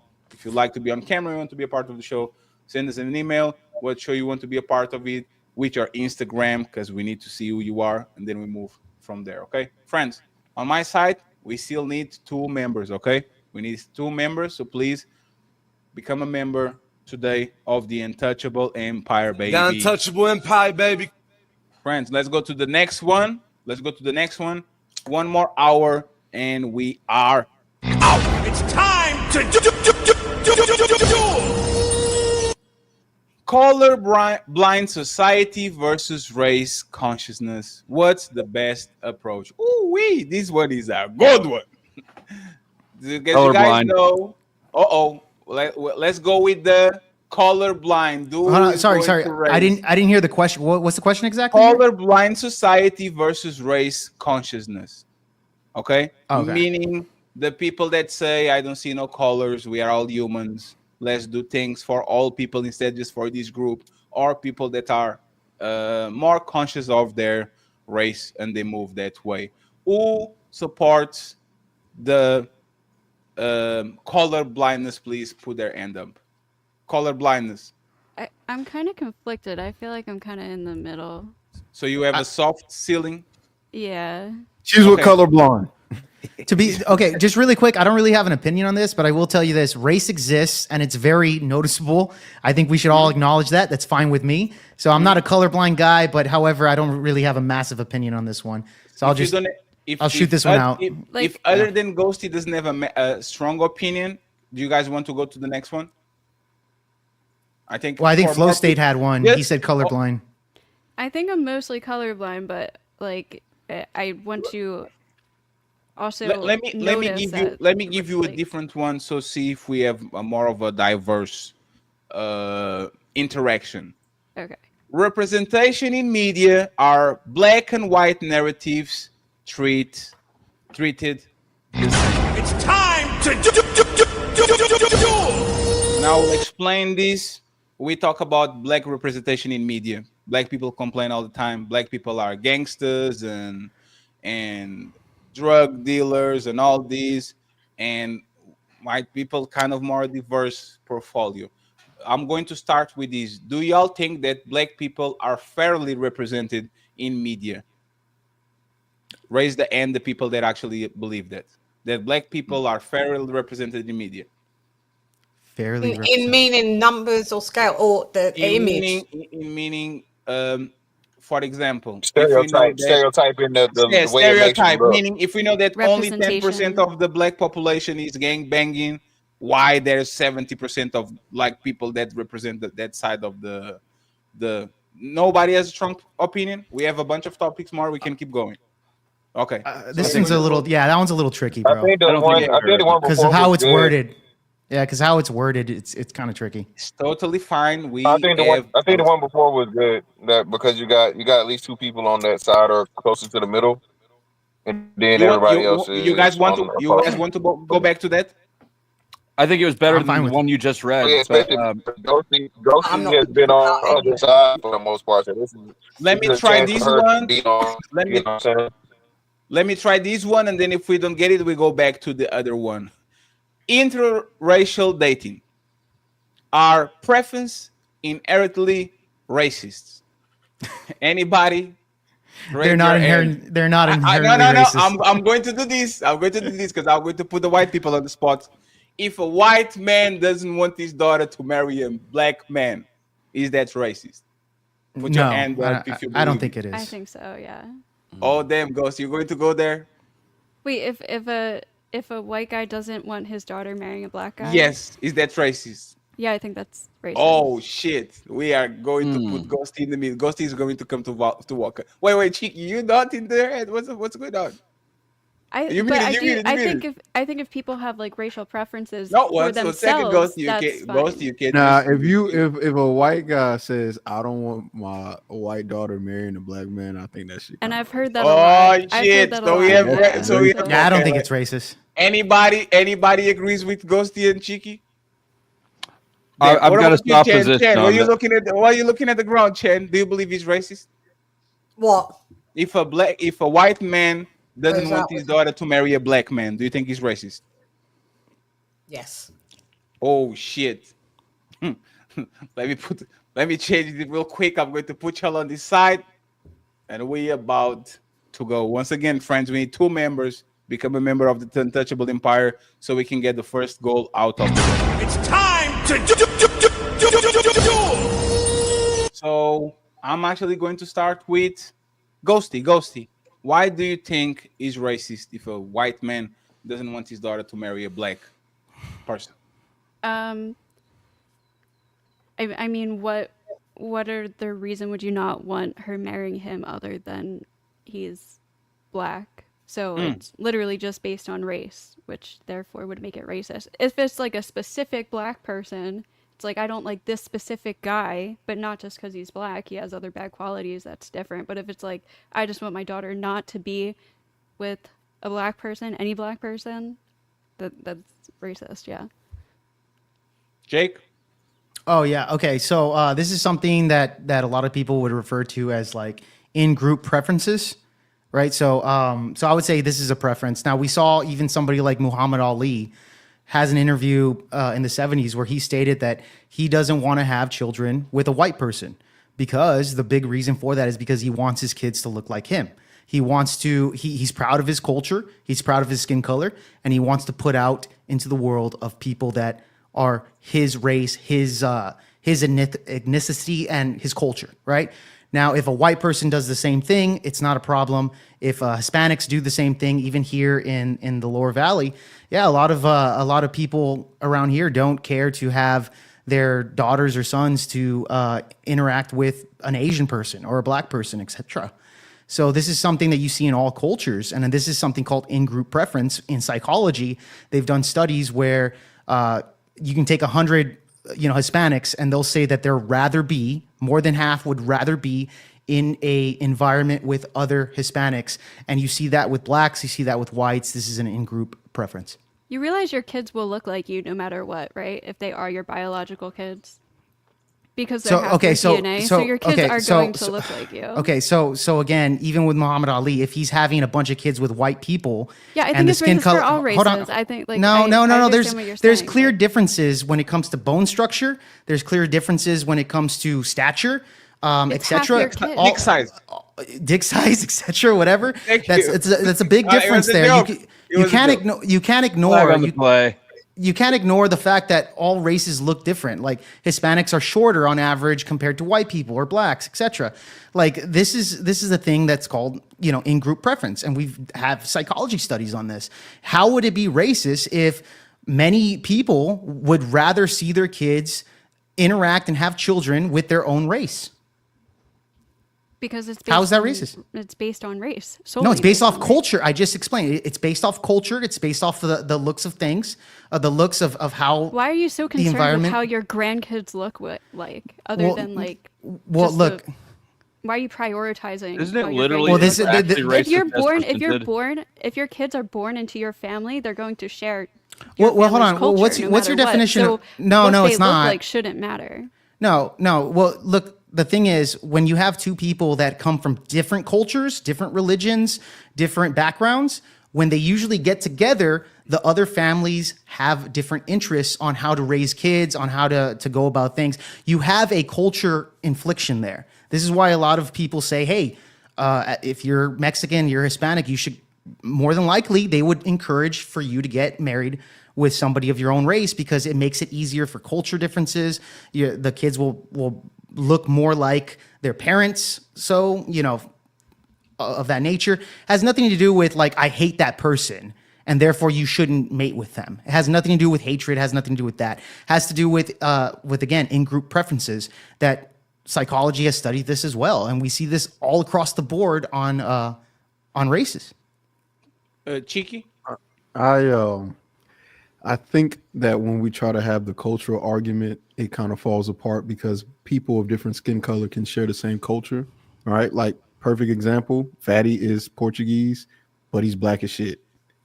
So how, like, if you, it'd be different if you was like, I don't want you to date a Latino and you're a white American or you're whatever, because then that way, because then your culture is actually in part, but people don't say, hey, I want a culture, because there's black people that are evangelical, that are Roman Catholic, No, I agree with that. I'm So- just saying the perspective of people, how they make that decision. And I even said, I gave an example, Muhammad Ali. Muhammad Ali says, I would want to be with a woman to reproduce that's black, Muslim, etc. I don't think there's anything wrong with that. I don't think he said that out of racism because he hates white people, bro. And that's where I disagree. I think Muhammad Ali is very clear on him not liking white people. It was very race centric, and it makes sense as to why he'd be more racist toward that, because he's also said things like, hey, there could be good white people, but would you open the door full of with a room full of cobras and let the one good white person in, or just shut the door all completely? So if we're going to use a time frame, and this is why history matters, if we're going to use a time frame and we're going to use a historical figure like Muhammad Ali, who was very vocal about black plight and the segregation and not wanting to be, he was definitely with the, we should not be mixing with them. I don't want nothing to do with them. He was very, for all intents and purposes, racist. Yeah, so are a lot of black people like that too, though. And I would say the same thing to them. That they're racist because they want to mate with their own culture, their own race. See, you keep saying culture, and that's the problem. Is not culture. It's their race. Their race. Okay, so and that would be my problem. I don't have a problem with race at all. Mix whatever race. Sure. Right. And neither do I. By the way, just for the record, I don't care who you're fucking. I don't care who you're fucking. However, just as a disclaimer, I don't give a shit who you're fucking. However, however, when it comes to a lot of people, especially when it comes to the Mexican culture, etc., especially when it comes to the blacks, what I've noticed, especially with these studies in psychology, that white people tend to be the most open to race mixing, from what I've seen. Now, again, we have a lot of white liberals such as Ghosty here in today's America. But I'm just saying, when it comes to old school Mexicans, old school blacks, they usually want to mate within their own culture, or their own race. I mean, and I don't see any problem with that. I really don't see anything wrong. I don't think that's racist at all. All right, so this is it's in group preference, as the studies that I've already. Yeah, sure. And again, this I would agree with that if that's being expressed. If that's clear and that's expressed, hey, it's not I would say if it's a black guy that says like what you said with Muhammad Ali, oh yeah, I just legitly hate these people and I just don't want people, then I'll be like, okay, fine, yeah, then there's some fucking clarity there. But I don't think that's the majority of people, bro. I don't think that's the majority of races. And that's the people. thing. I think that I think I have a different perspective, because even within black or whatever communities, there's a level of colorism, right? And even outside of black or other cultures, like with Japan, the darker you are, the fairer you are, the more attractive. There's this idea of lighter skin or lighter looking is just overall better from from a moral standpoint, from a cultural attractive standpoint. You're right on that. Actually, they've done studies on that several times before. It doesn't only exist in I knew we couldn't trust a or Mexican Asians. Valhalla. No, it's true. If you look at black people, they actually prefer more light-skinned individuals, specifically with women. No, specifically with men. Men will usually prefer lighter-skinned women that are black in that same culture, compared to women. They date across the board. Doesn't really matter to them on the skin color. But we see the stats on that. Okay, and what I would say is typically associated with that preference is a stereotype. Typically. Well, stereotypes are pretty accurate, wouldn't you say? That's to a degree. Racist. To a degree, to a degree, they kind of are. Like, what are you? They are, bro. They exist for a reason, bro. I'm not. They exist for a reason. Hold on. Wait. So we're agreeing to a degree they exist for a reason, but whether or not that reason is proper or accurate is the question. Well, that's irrelevant, though. Like I get you. I get you. You could say, "Well, that's offensive to me," but I would say, "No, that's not offensive at all to me at all." You know, if you so it's a matter of subjective. Hold on. Wait. Like, if you came up to me and say, "Would you like watermelon fried chicken?" I'll be like, offended. "Yeah," but I'm thinking about beating your ass. Okay, so if you came up to me and said, "Hey, you want some rice and beans and enchiladas?" I'll be like, "Yeah," and I'm not gonna think about beating your ass. That's the difference between you and me.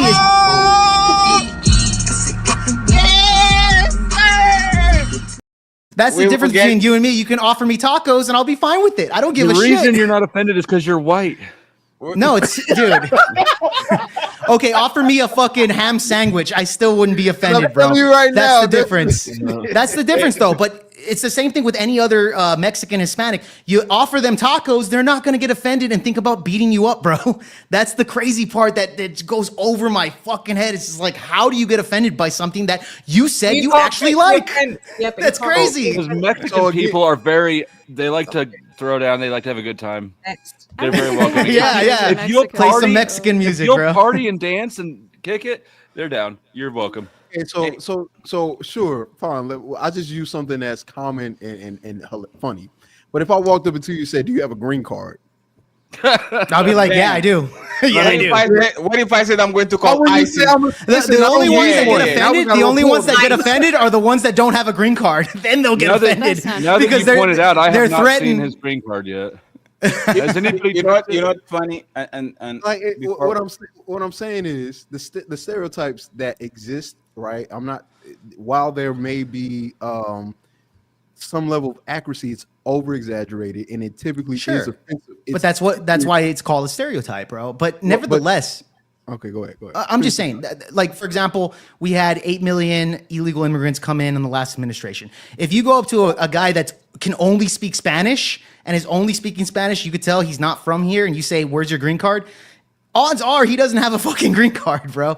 You know? But nevertheless, stereotypes exist for those particular reasons, bro. I don't, again, you might be offended on these things, but at the end of the day, you know, the stereotype is black people like watermelon. They like cornbread, etc. Whatever it is, chicken. Whatever the stereotypes are, bro. Watermelon and chicken. Like, what the fuck? Not everybody, but it's a stereotype. Watermelon is actually delicious. Overall. I actually don't like. Everybody loves watermelon. I do like watermelon too, bro. I do. I don't like it that much, but I like watermelon. Okay? I like watermelon. I like beans and tacos better.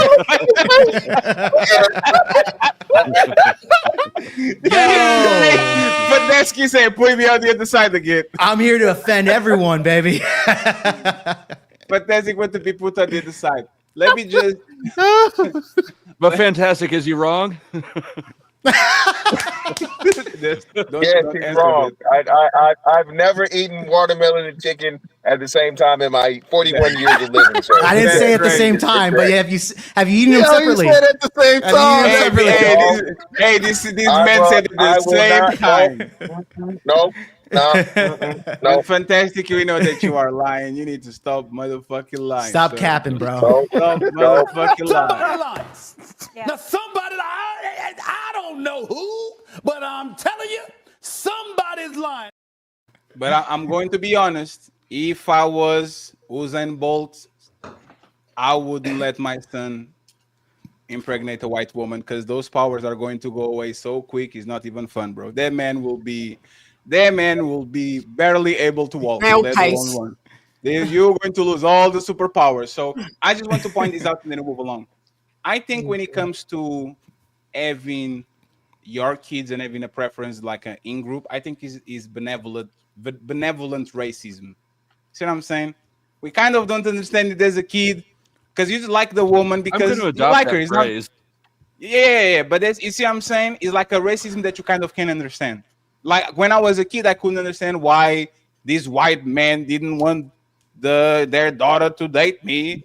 And by the time I was 30, like, I can't understand because maybe I'm going to do the same. So I think it's kind of benevolent racism when it comes to like everybody can procreate with everybody and stay on the same group. Why can't white people do it? But Fatty, you wouldn't say it's malicious. That's the point there. It's not a malicious thing. But thing. that's the thing. It depends on your posture because there's ways to say it. I'm a winter soldier, kind of, right? The white women are some of my main. I get it. Like, I get it. Same. And I got some parents that actually was very okay with it, and I got some that was very aggressive about it. So I think a lot of times it depends on the intention. You see what I'm saying? And depends on how you go about it.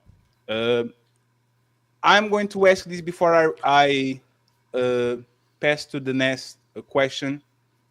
Can black people be racist? Raise your hand if you agree. Yes. Absolutely. Yeah.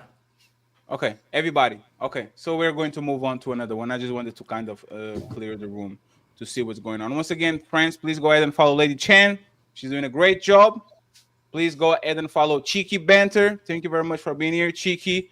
Mr. Fantastic. Salute to you. Mr. Fantastic is conflicted today. He's doing Is a lot it of racist plays. to claim black people cannot be racist? It might be. There's a. I'll pass it to my philosopher. You friend, can skip it and if you don't think it's interesting. I'm just. Is going to. I don't think. No, skip it. Damn, Chen, that was racist. That was Patty, cold. That was very racist. Project VO Pod, Mr. Jake, please go ahead and follow him. I'll appreciate it. Ghosty, she's in the building, doing great today. Please go ahead and follow her too. And finally, Flow State, aka the Powder Dusty. Go ahead and follow him too. There's 340 people in the building. Thank you very much for being here. The Pilot Show, I truly appreciate y'all. We going corporate, so it's a good way to actually start. John Henry, $5 says, Fatty, did Jake and CJ win the debate against Fuck yeah, Sean we did. and myself? Misgivings aside. Nope. Yeah! They squabbling out there now. Yeah! We won Thank the you very chat much. though, so yeah. Thank you very much, By a John. blowout. If John probably be on the lineup next week too. Pax America, $2. Jake is based.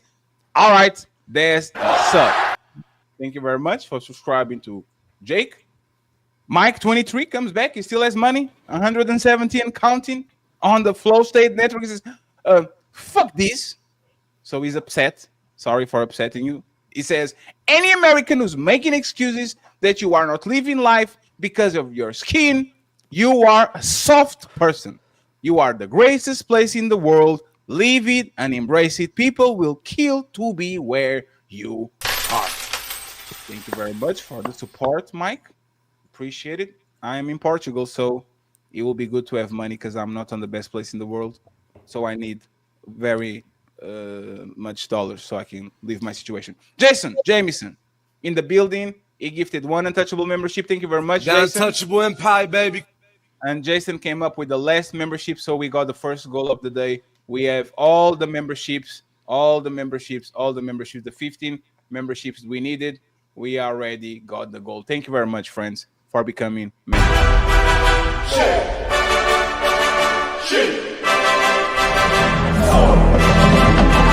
Evacuate the city. Engage all defenses. Get this man a shield.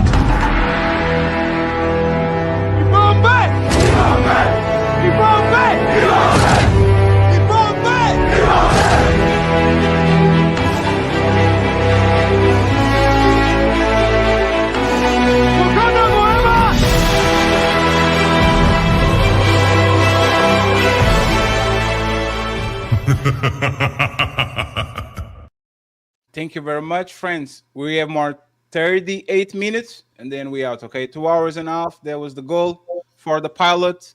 So we're going to do that. Robert is in the building. Thank you very much, Jason, once again for helping us reach the goals. The 14 words, says Robert, is we must secure the existence of our people and a future for white children. Don't let these motherfucker guess like them. Thank you very much, Robert. I appreciate you. Ilkan Ali back in the building saying people wanting to have kids that look like them shouldn't be shamed. People should be able to be pro-culture or race without it being anti the other. Jake is right about that. Thank you very much, Mr. Ali. Mike gifted. Mike is killing it today. He's carried motherfucker LeBron James on Flow State side with a 10 motherfucking membership. Thank you very much, Mike. He is carrying Valhalla. This man gets some mutton. This man is financing the war between Valhalla and Wakanda. I see you, Mike. You are. Too bad you're not carrying it, Flow State. I've been the one arguing the whole time. We are. Mike is going to. You're be making our the first most target. noise, that's for sure. But you're just sort of windmilling and spinning around. Oh shit! Hey, when we go to war, Mike is the first one who's going to take care of it because he's financing the war on the other side. So we need to take him out first. Yeah, Okay, Joe Biden thank needs you to very fund much. this. Thank you very much, Mike. I The rest of the appreciate white it. people should be a little ashamed. You're supposed to be the richer people. That's crazy, right? That's what they said. MC Heavy Tits, $10. Saying hello, everybody. Everybody has a little racism in them. And I appreciate you. I hope you're doing good. D and Tornolios KG, the last one, member for 3 months of the Untouchable Empire, says, great stream, panel, chat room. I truly believe this being a good show. So shout out to That's everybody great. that is included on the production, panel, and the chat. Right. Lastly, before we go to the next topic, the hamburger fund is empty. Oh Lord. And it's very, very, very sad. It's very, very sad. So, friends, let's start to get the hamburger fund going. I'm going to highlight, of course, the comments in the chat. So, not the comments, the donations. So, you know exactly what to do. Team Fatty $8 Team Fatty 8 or PayPal. Team Fatty. Yo, I'm about to eat 20 chicken Big Mac. Damn, wrong motherfucker. Who needs money for ice cream? Boo want ice cream, but Boo needs money for ice cream, so Boo want money. Next topic, because before we get to the topic of reparations, cultural appropriation versus appreciation. Where is the line? Cultural appropriation. Anybody believes in this concept? Can you please raise your hand if you believe in the concept of cultural? Somebody taking other people's culture and make it theirs, with hairstyles, with music, with whatever. Anybody believes in that concept? That's Chan? me. Uh-oh. Chan, because you didn't talk a lot, we are going to put you in the middle with flow state. Here we go. It's time to do. 10 minutes on the clock. Let's have fun. Yeah, you see it quite a lot, especially they call it blackfishing. You see, you know, white women, usually, it's always usually the white women. We've seen the Rachel Dolezal. Is it Dolezal? Dolezal. Rachel Dolezal. Yes. That was the epitome of this topic, wasn't it? It depending what the white celebrity usually has to sell and who the primary demographic is to, they become blackfish. So you see, you know, Kim Kardashian one day, you know, it's cool to literally make your dimensions into what is stereotypically a black woman's body, you know, add extra bronzer, darker foundation. Yeah, and everything that she does seems to be turned like, oh my God, she's the first to line her lips. That's it. When black women have been doing that since the 90s, but when Kim Kardashian did it, you know, it was stated that this was the first. This was innovative. So we see it all day long. We even see it, unfortunately, even with people that are a little black, like half black. You see people like Drake doing his shit. Yeah, Drake, come on now. Yeah, you can be. Drake is half black. Hold on, stop. We not no Drake slander. He's half Drake black. is Yes, black. he is. That means that he's half white, so she's right. Therefore, he's disqualified because he's half Which black. half Okay. should he dress like or act white. like? Yeah, which one? He racially appropriates a lot of the time, meaning, you know, his mum's a small hat. No worries with that. Yes, maybe you agree with your dad or not, whatever. But Drake is also a master of infiltration, even within genres of music. Like, he will jump on to whatever the fad is, take that and then become it. And then once he's finished and made his money from it, dislodges it, looks for the next. Okay, that's what that is. Right? I get that. I just want to ask you guys know it. Valhalla. Who the hell? I don't know him well enough. He's been this sort of trumped out white guy as long as I've known him. So this might just really be who he is. But you might be right. Legitimately you might me. be right. Okay. I don't know. I don't trust the guy. I'll tell you that much. Right on that. Trust me. I coming from the music scene, he's did that with people that I know. 1 minute he's an Afro. Oh, that you know? All the way from Australia? Yeah. Who did I fuck over there in Australia? Tell me. He was just in Australia. Come on, man. Jesus Christ. Oh, the UK, whatever you're fucking from, bro. So basically, he's did it with the grime scene. He's did it with Afro beats. He's did it with, and some people could say he's just someone that just wants to evolve. But yes, across the board, white people do catfish. Chan? So- Blackfish. Sorry. Sorry, Close state? a blackfish. Yeah. That must be a UK term. I've never heard that term before. I'm not denying that it exists. I'm just saying, like, Yeah. I don't know if we know it over here. But I don't see how mimicry could really, unless done in a completely mocking way, could really ever be anything but a compliment. Like, Yeah, should white girls like be able to get dreads? Like, I don't have a problem with that. But No, I They're don't. gross. No, I white girl mean, dreads I don't work think- out well. Yeah. Well, the Vikings had dreads, so that's actually Yeah, they had precurses that. But really quick, Okay. for example, the Washington Redskins, before they made a big old fuss of saying that it was cultural appropriation by the Washington Redskins, and they changed their name to the Commanders. Would you say that the Washington Redskins were culturally appropriating the Native Americans? Who are you talking to? I'm talking to you. Okay. You're the one that has a disposition on this. Okay. I was just checking if you was going to refer to me as she or her. Yeah. So no, with that, when that happened, I actually didn't agree with that. I thought that was stupid. It was stupid, yeah. But they made a whole big fuss about how that was cultural appropriation, Yeah, right? I remember. Yeah, and I think I think that's the same thing that I'm trying to describe, though. It is But kind of a weird. They're trying. It's I don't not. know. I don't think it's the same thing. How is it not the same thing? get it. I get it. Yeah, it is. Yeah, I could concede it. It's the same. Maybe I'm just more focusing on probably when we talk about the appropriation as well is like the look or things like that, looks and looks, yeah, dress codes and stuff. Yeah, Like in the grand, but can I yeah, ask you- it's the same thing with the. Yeah, but can I ask that question? I think this is something that's mainly done by women. Men don't give a fuck. I don't care. I already- If a white I boy gets a started fucking my line up initial- in Yeah, I started my initial Well, statement that it was more of a women thing. I did start with saying that. Okay, fair enough. Okay, Yeah. okay, my bad. So that's what I'm saying. So In I that think way, this is something that's to where can women acknowledge that? I mean, say again. Hang on. No, go ahead, you Santez. froze. Go ahead. Go ahead. No, you froze. Go ahead. No. So I was saying, can women acknowledge? Oh, I'm sorry. Am I good now? Am I clear? Yeah.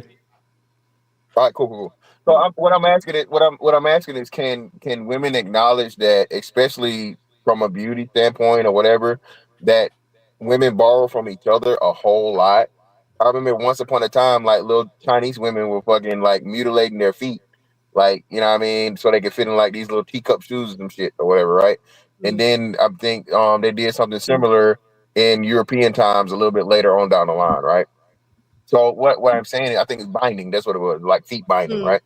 So what I'm saying is that a woman making an argument kind of immediately kills it because you guys borrow from each other all the time, be it makeup, hair especially, right? And I think the biggest thing is hair, right? That's usually the biggest argument.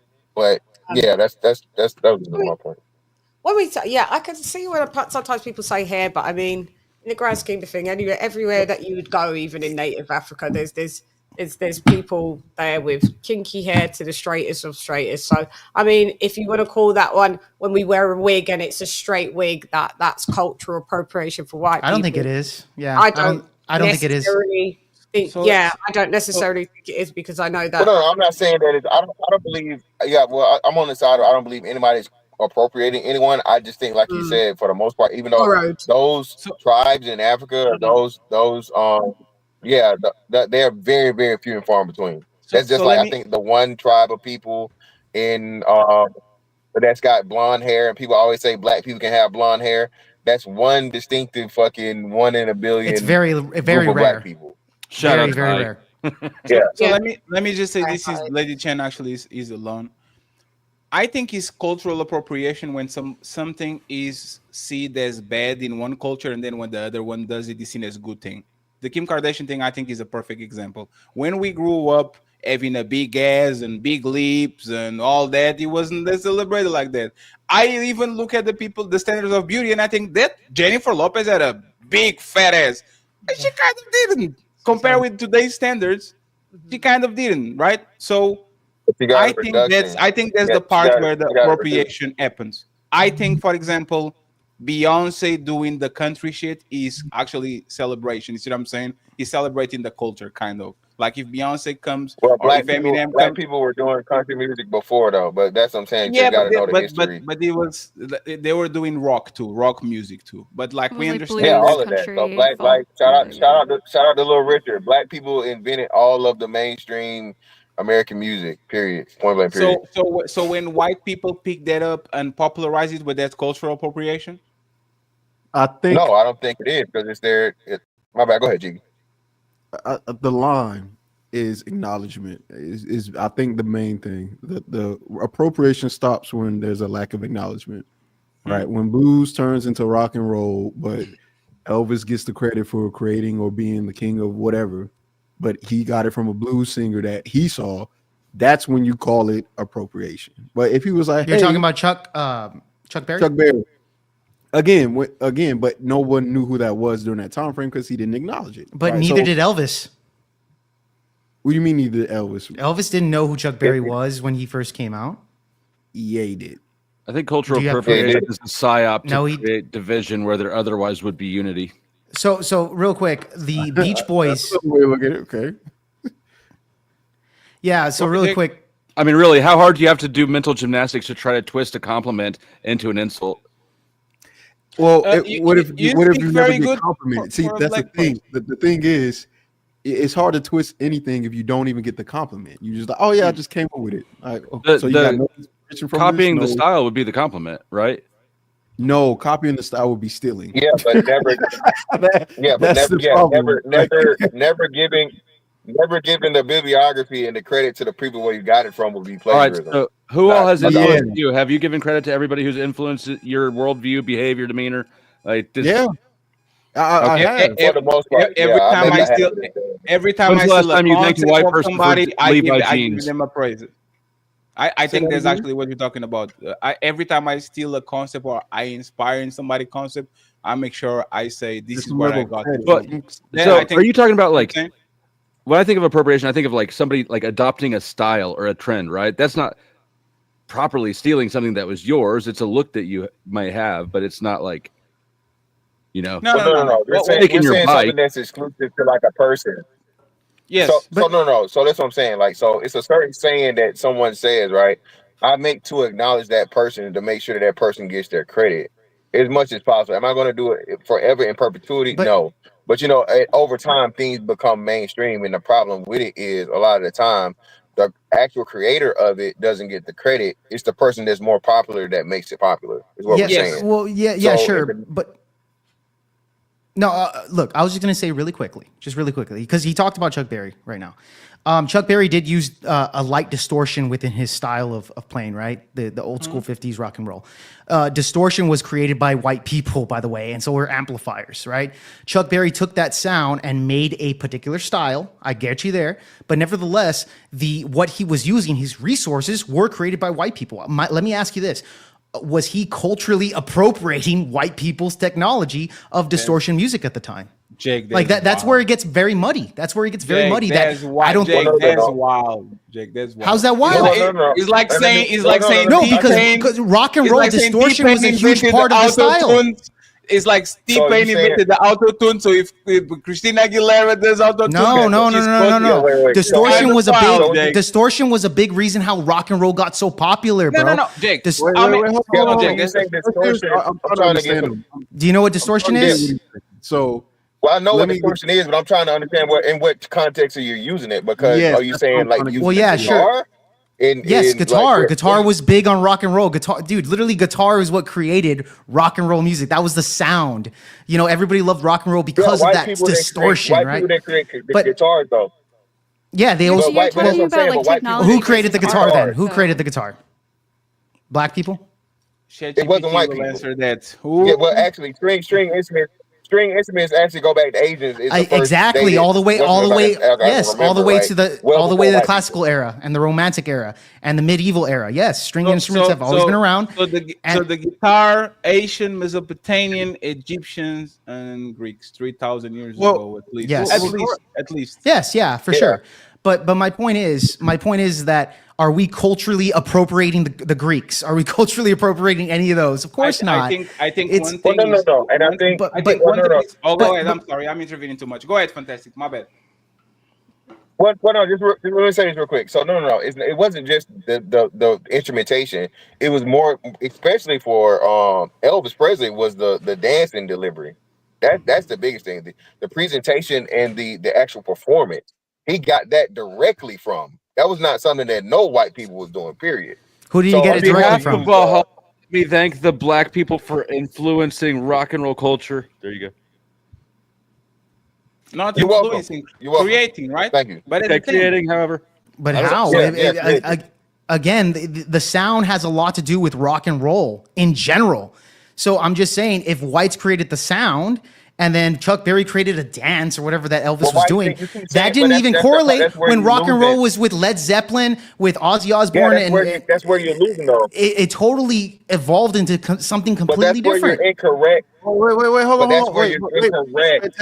Fantastic. Before, instead of getting to the depths or the specific idea, right? Let's just deal with the concept. Just because there are materials that are made available, which are very important, yes, right? And they are very important. Extremely. If I make something very unique to that with the material that no one's ever made before, I have created something that no one has done or can identify, and that should be credited, right? Now, of course, right? You know, you got the sticks and the stones, and you made a bow and arrow. But if nobody's ever seen a bow and arrow before, and I create that, why I should be credited for it? Especially same thing with whites, right? If nobody created the bow that's there and the string that's there and the concept of the distortion, you wouldn't have that either. You can make the same argument all the way through. You can make the same argument back. But Jake, that's exactly his point. Everything is already existing in nature. Yes. So if you go back enough, anybody will like. Jake, that was my point. That was my point. Jake, listen to this very carefully. I'm sorry, Cheeky and Fantastic. We know that the birth of the original, like the civilization we have now, is Mesopotamia, is in Iraq, current Iraq, on that regions, Egyptian civilization, all that. Those people are not white at all. But the Greeks are. And they will have instruments, all that. If you go more to the east, Chinese add some of the dopers, like like, see what I'm saying? Sure. If you go back enough, this doesn't sound like it's new technology, right? So but it would be kind of crazy to say, and no, this would be kind of crazy to say, we white people created the guitar, so I didn't say that. I didn't say that. No. Listen. This is the white people created the guitar, so shout out to the Chinese and the people in Mesopotamia that created all these components that I got it together to put it on a guitar. Yeah, but that didn't. Okay, so here's maybe Jake. Let me ask you this, right? Because I understand what you're saying, and I think it makes sense. I'm not disagreeing with you. I'm just trying to see where we. And I'm not disagreeing with you neither. I'm just saying you can make the argument on both sides here. And that's why that's where we're disagreeing. So let me ask you this: when a CEO gets praise for, or not CEO, owner of a business, he gets praise for the credit or putting the business together. His employees also work as well. How much credit do you think that the business owner should get versus the employees who put the majority? That's a good question. You are contradicting your point then, Jake. No, I have an example. I have a good example. Because look at Elon Musk. He didn't create none of his companies, none of his property, and he gets all the rewards. Bro. You have to realize that Chuck Berry is not the same rock and roll as Ozzy Osbourne or Black Sabbath or Deep Purple and so many other examples there. It's not even close. No, it's what fine. are you talking about? 1 second, Gosi, because I cut off. Or AC/DC. That's insane. One second, please. No, you're not. 1 second, please. I just want to pass it to Jiki because I took the microphone. I'm just saying, if Elon Musk does SpaceX, we don't say, he doesn't deserve credit because there was rockets before. Like I said, I'm saying, I understand that, Fatty. I understand that. I'm not disputing that. I'm saying when you look at Chuck Berry's rock and roll, and you look at Black Sabbath, you look at Deep Purple, you look at Led Zeppelin, you look at all these bands, it's highly distinguished on the difference. It's so night and day, it's not even close. So for you to say that, Chuck Berry created what we have as the evolution of rock and roll, that's just not true. That's just not true. Led Zeppelin was going to be one of my examples because Led Zeppelin, one of my favorite bands, in the top 5 favorite bands, by the way. But they did steal a lot of old blues music and not give any credit to those artists. They took theory. original. No, they took music theory. So let me explain. It was exact lyrics. No, it was like exact copy of the music. And no, it wasn't. No, this is called music theory. So, for example, when it came to blues music, a lot of that came from the pentatonic scales, right? The pentatonic scales is usually what blues music was created out of.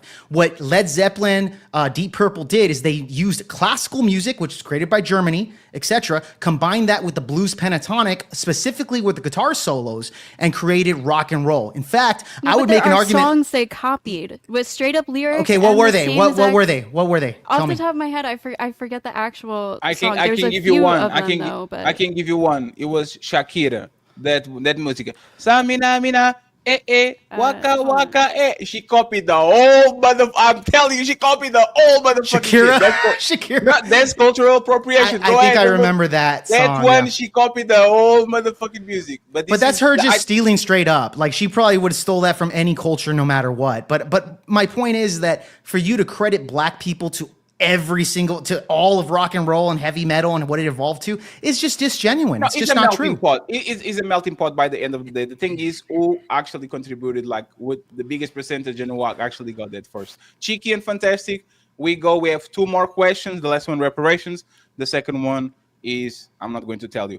Thank you very much, MCVT, for the $10 on the hamburger fund, friends. We need $90 to get to the hamburger fund. Thank you very much, MCAVT, for the $10. Before I continue with my message, thank you, Sister Avanti, $10 coming on the Cash App. Thank you, sister. Next time, make it 20, but thank you for that 10. I know you barely had that. Thank you, sister. Go ahead, Chicken Fantastic, and then we go to the last question before the reparations conversation. Yeah, so I think my last thing is I understand Jake's point, and I think that people should be accredited for creating the foundation of something, but the uniqueness and the artistic or genius behind the creation of something that was made with those fundamental things have a higher precedence than the things themselves, right? In a lot of ways, right? You have chicken, you have vegetables, and you have all kind of stuff, but how you season it, how you put it on a plate, that right there is what makes the dish, right? And people who created a dish and that dish has been modified and it's obvious that it's coming from that level of modification should be accredited. So you're talking about genres with music, right? Like for example, no, it's that would have to do with genres of music. That's my point here. Is to compare Chuck Berry's rock and roll compared to Black Sabbath. That's a whole different genre. How you spice it up makes a difference. That's my point there. Right. That's the evolution of music, and that's why people love music. Is right. the evolution of that. So that proves my point. There's no again. So it's no cultural appropriation to it. It's not cultural appropriation if it's credited. Right.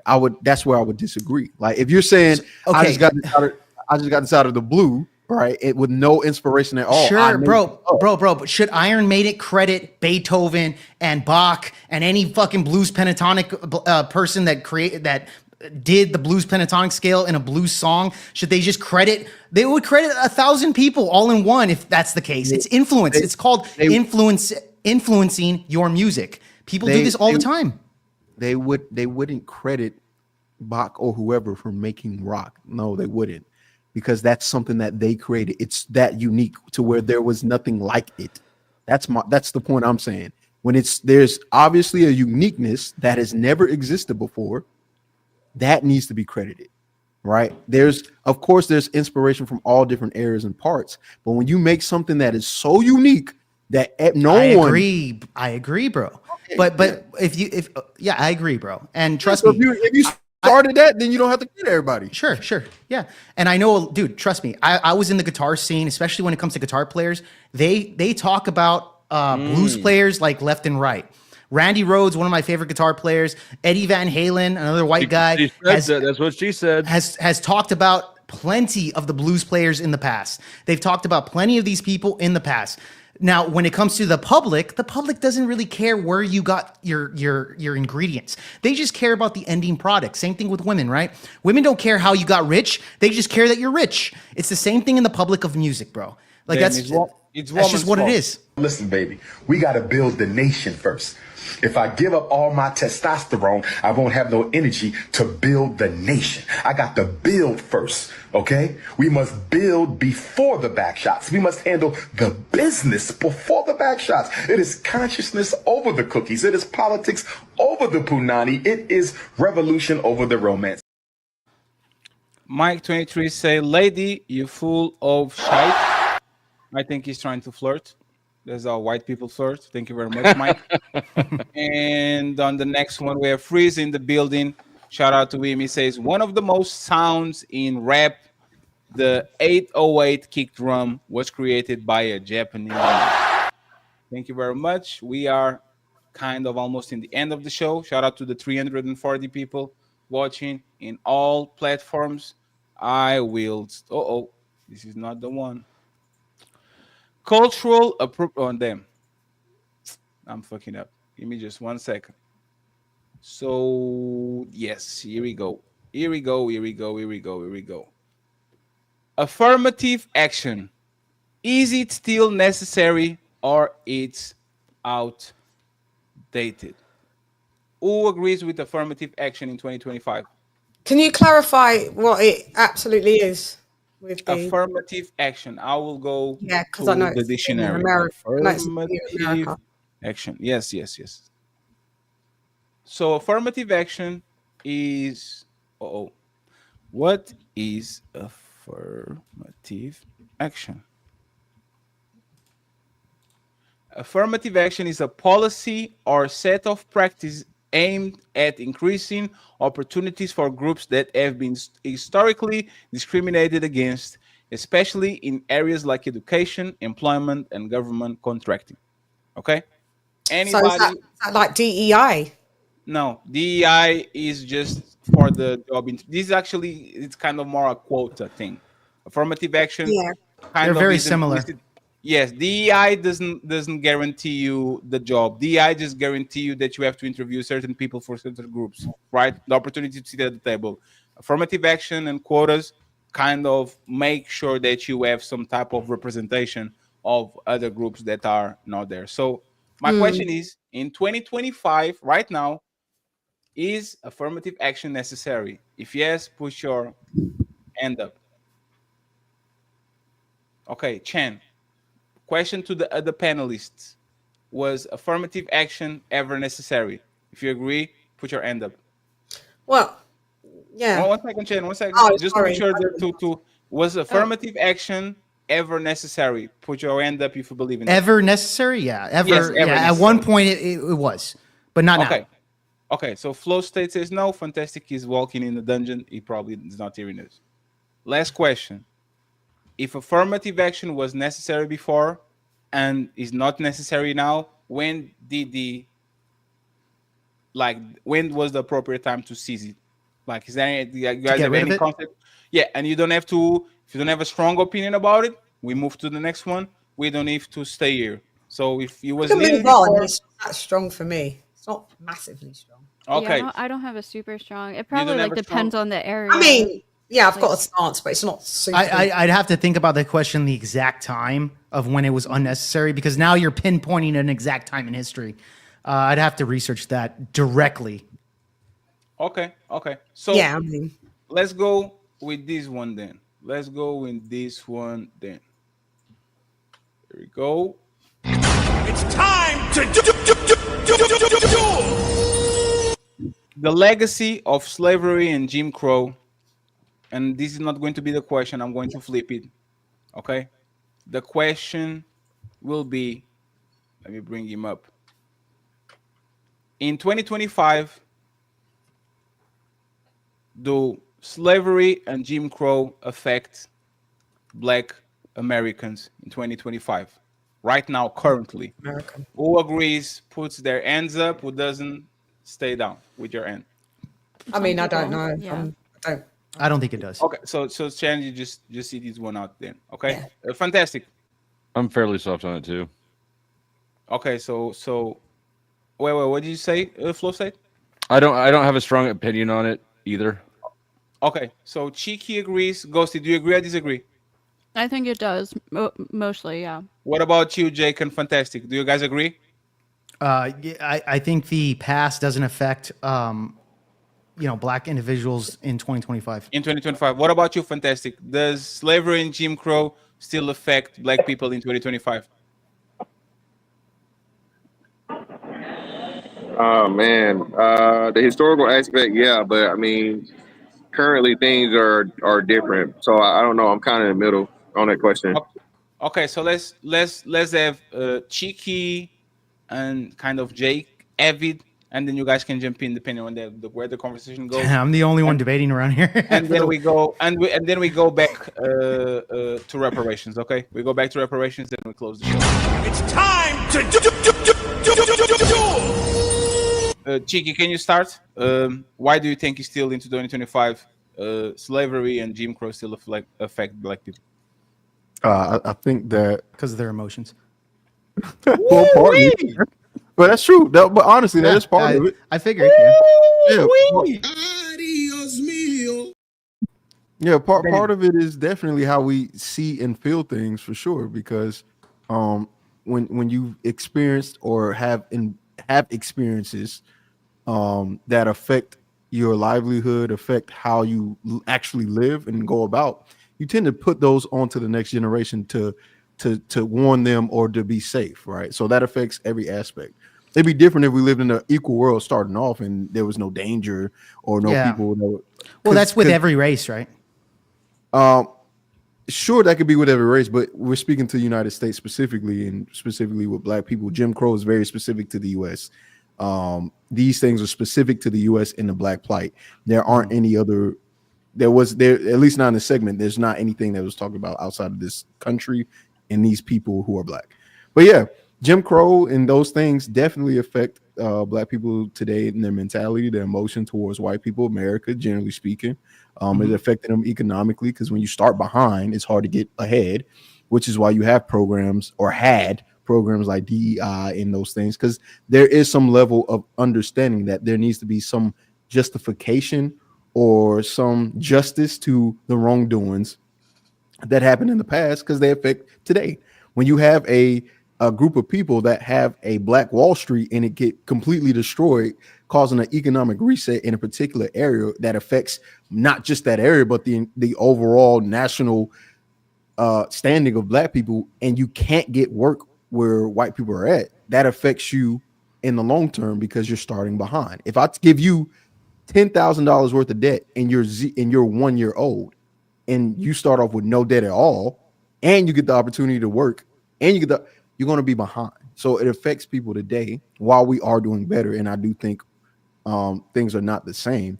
I think to me, it'd be ignorant for me to say, yeah, that has no bearing at all on where we're at. It has no bearing on my mentality towards race, white people, or America. It has no bearing or at all toward my fear of cops or white women, or don't mess with that white girl because she'll send you.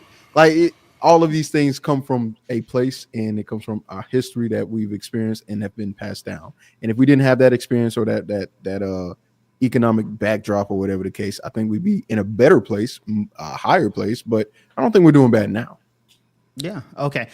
So really quick, were you ever a slave? Of course not. No. No. Do you know any white people that owned black people in the United States?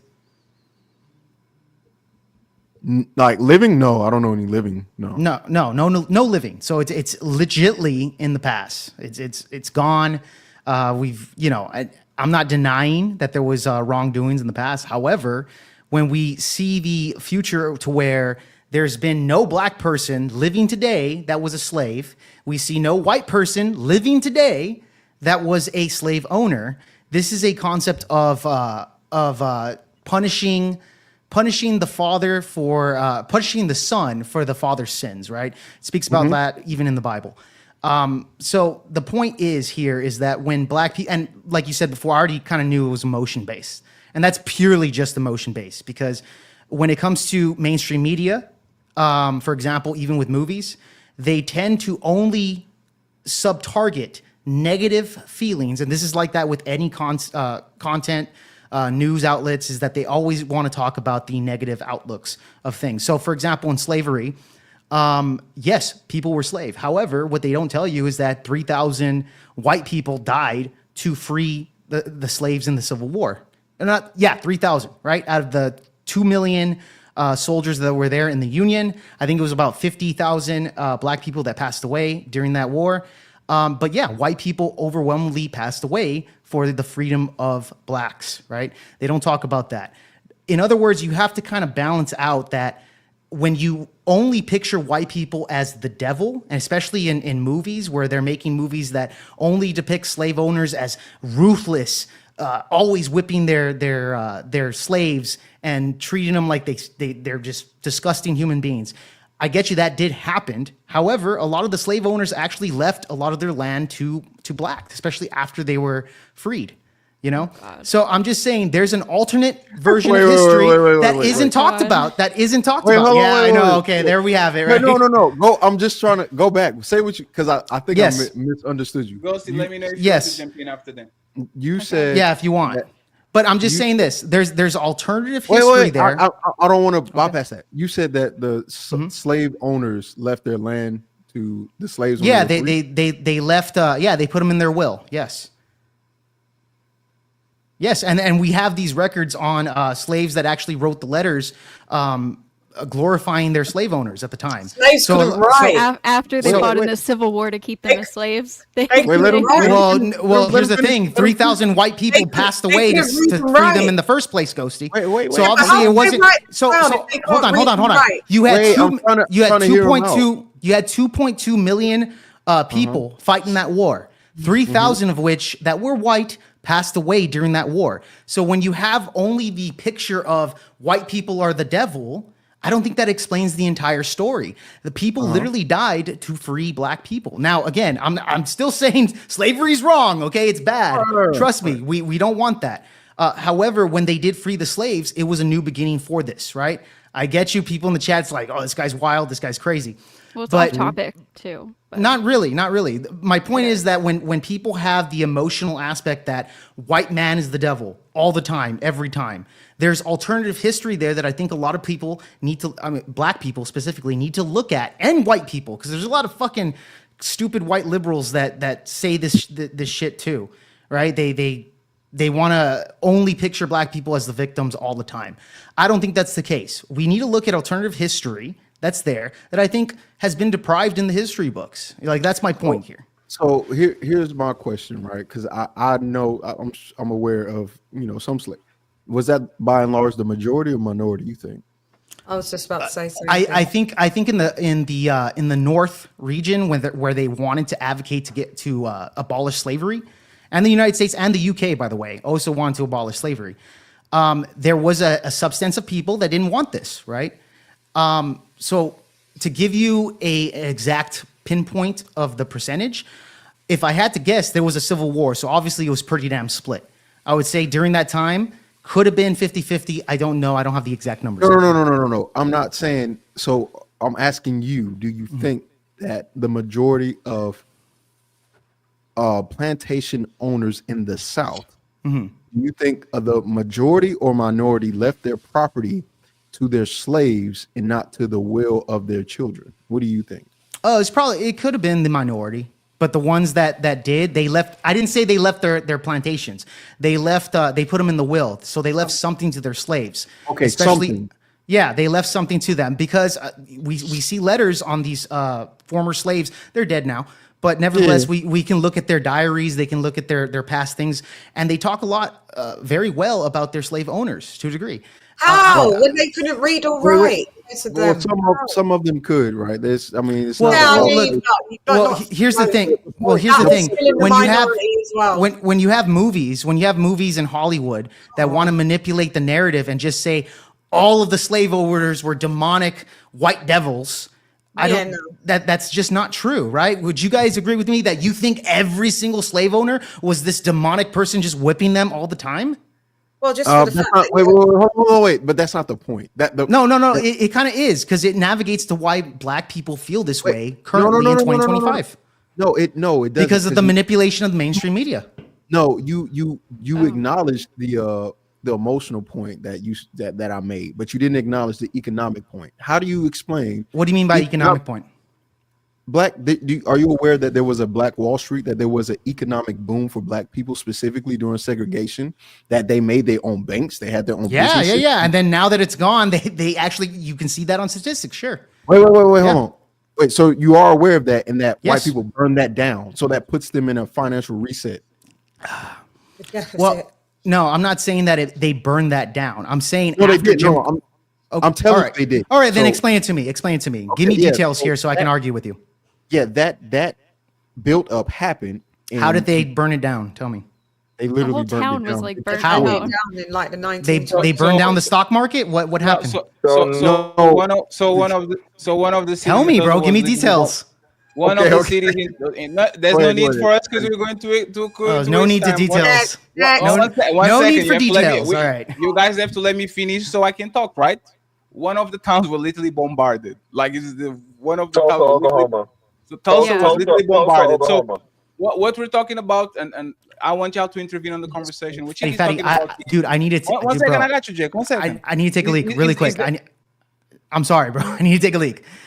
Oh no, yeah, you got it. You really got it. No, it's fine. What Chick is talking about is the financial implications. It's not just that you weren't a slave, is that between the release of the slaves and until they got full rights, they couldn't have credit cards, there was a bunch of things that didn't happen. Like between credit cards probably is not a bad example because it's electronics, but they only after Jim Crow on the last 60 years have been full human beings for the most part, which means they have a lot to catch up. And the fact that Jake said, are you a slave? No. But white people claim shit that they didn't build all the time. We built this country. This is a Christian. Like white people literally credit shit that their grandfather did. We fought in wars. Jake, you can say that black people can talk about the past because they weren't slaves, and you are literally saying, but white people fought those wars. Did you fight that war? You didn't. Exactly. So why you claiming that shit? So it has to be, and this is the problem a lot of times with the Holocaust, never forget. 9/11, never forget. Every single thing, Hiroshima, Nagasaki, never forget. And then when it comes to black people slavery, get over it. Yeah, get over slavery. He wasn't there. We need to be a little bit more consistent with it. Are you talking with us? Yeah, I was muted on my mixer. They need to stop milking all those things too. At some point, like you need to stop exacerbating and exploiting. Like I said at the beginning of the stream, I think that some of those things are definitely exploited. But the point of the conversation is though, you come from like a family. So if your parents are disadvantaged for some reason, maybe it's even their own fault. That person born to that family is going to just have a disadvantage. Even though we have equal opportunities today, if you only go back a couple generations, like it is a disadvantage. It's just harder and harder. Point there. That's a good point. Mm-hmm. So anybody wants to say something before we go to the main event? Yeah. But go ahead, Chicky. 1968 was when Jim Crow. Exactly. Like this isn't that long ago. 1968. All right, we're in 2025. How? 57 years ago. Like, that's a long time to still be being oppressed by it. Honestly, 57 years is a long time. That's not even a whole lifetime. That's not even an entire lifetime. We're talking about segregation in some schools in the South, right? Come on. Well, it's the economical effects. It's not just segregation. You didn't have full rights. Like you weren't even a full person, kind of. Like I think that you were by then. You were a second-class citizen. Wow. No, you were. No, there was full rights. They were able to vote. There was segregation. Maybe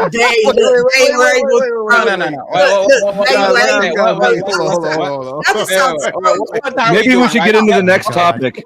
When you refer to people as they, Flow State is trying to trigger this point. I know. That's why I was just like, everybody's taking chill pill. Every time I say something, crowd goes wild, baby. Crowd goes wild. They could definitely vote for sure. But let's not make it sound like they were just like, hey, let me just vote, and there was no obstacle to do that, or there wasn't threat, or like, come on, man. Oh, we can vote now. I'm just saying, man. Everybody gets fucking crazy here. I say one word. Saying one word. Okay, so here's what I would say. This right here is my example of white privilege, because there in the United States, there's not been a time where I can think of you all, and again, you're Hispanic, so that's different. Who you calling you all? No, you guys, you all, you all. It was exposed. I'm on their side. This on man their was side. exposed. It doesn't count anymore. I'm a minority, baby. I'm a minority. Jake Mexican, he don't count. But this is what I would say would be, because again, I understand why somebody could just minimize, be like, bro, that's 57 years ago. Get over it. It's like, my grandparents only like 70. Like they were adults. They just turned 21. Show me on your grandparents where it hurt you. Wait, it's not on my grandparents. It's not about just them getting hurt. It's what they couldn't provide or what they didn't have an opportunity to. Do you think that Donald Trump's father having the ability to have a legacy of wealth or building a business, and that business not being destroyed, stifled, hindered, wouldn't help him or anybody in general? Just the idea of it. Like, you can point out a rich white guy and think that means that we just all agreed that affirmative action was necessary at a certain point, right? So if there were he didn't do that. It was me and you that agreed. Yeah, no, Oh, I don't think that racial discrimination is ever necessary if we want to stop having racial discrimination. But back then it was. Yeah, we're talking Okay, about I mean, when they first got free, there was a necessary. I respect not everybody has the same opinion of me. I just think it's counterproductive to have racial discrimination to combat racial discrimination. It's like fucking for virginity. Mm-hmm. It depends, because you know when white people understand racial discrimination, when you talk about South Africa, for example, just because you pass laws that kind of make everybody on an equal playing field, that doesn't mean that like the people that are on the field, the boots on the ground, are feeling exactly the same thing. So no, people will never feel exactly the same thing. But there's the point. You can say, you can pinpoint to say, see, you guys were free to do this then. People will never feel exactly the same thing. There will always be differences. I don't believe that equality is an admirable goal. Equality of outcome is an admirable goal. No, equality of opportunity. Right, because equality of outcome would mean bringing everyone down to the lowest. Okay, so if people red line and they do a bunch of things, so my kids go to worse schools than yours, they get lower funding, lower access. That's not equality of outcome. That's equality. That's equality of opportunity. Equity. So, but this is what we're these talking are things about. that happen and this is the things that make the equality of. So when I say I don't think it's ever justified, I mean redlining should be banned, as should preferential treatment for a certain race, right? Redlining is something that I would oppose. That's racial discrimination as well. But since it happened, that means that there's people who are going to have a disadvantage naturally, and then that kind of carries down through. It can carry down through. Okay, so when do you think that we can be done balancing the scales? Is there some sort of objective timeline, an anchor, a metric, or just you need to look at results? Oh, it's like, for example, I was asking. It's like, for example, and this is what we're talking about. The pendulum seems left and right. They're talking about, for example, women not having access to colleges. It stops when they are 50% of the college population. I think that's very fair. There's 50% of women on the country. And then what if they hit 55%? Now do we need to push men in? No, but that's the point. You create policies to kind of balance the playing field and give fair opportunity to everybody. And then afterwards, if it doesn't go too far left, and I would say 55 is fair, if it goes to 75, Now you have to do something to make sure that the men are taken care of. It's like laws, like everything. There's a happy medium when everybody kind of happy, and the discrepancy of 7% on the population of 50% is not that big of a deal. But if it's 75%, like if the riches are condensed in 1% of the population and the 99% don't have nothing, it's kind of a problem. See what I'm saying? I think that a factor is only a factor if it's causal, right? So just a discrepancy in between number of genders in college, right? I don't think that by itself warrants any sort of response if we don't know what the cause is. If we can say that the cause is one group is being oppressed, then sure. But I think we need to know the cause and not just look at a discrepancy and assume that it's bad. Let me go ahead and put here the final question, Mr. Fantastic drop. So he is not going to be here. Thank you, everybody, from the Mr. Fantastic side. Valhalla wins by default.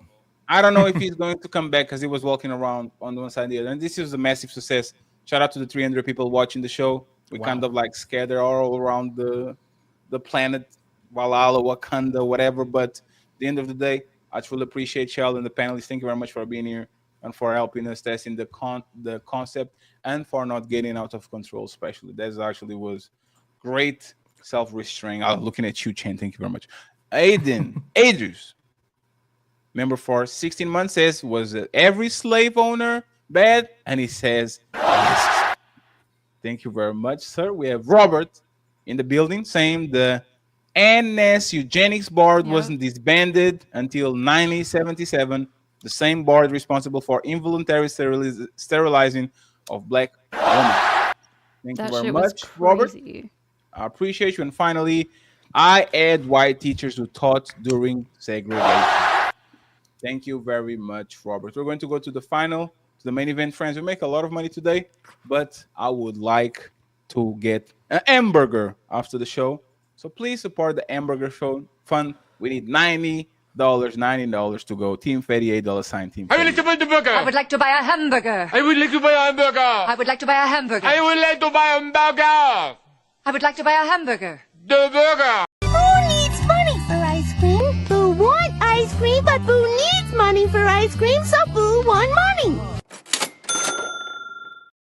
Once again, everybody, link is in the description. Please go ahead and follow them, okay? And if you want to participate on the show and you are on camera, important, very important, and you are on camera, please shoot me an email, jointheuntouchables@gmail.com, so we can get you on the next show. Friends,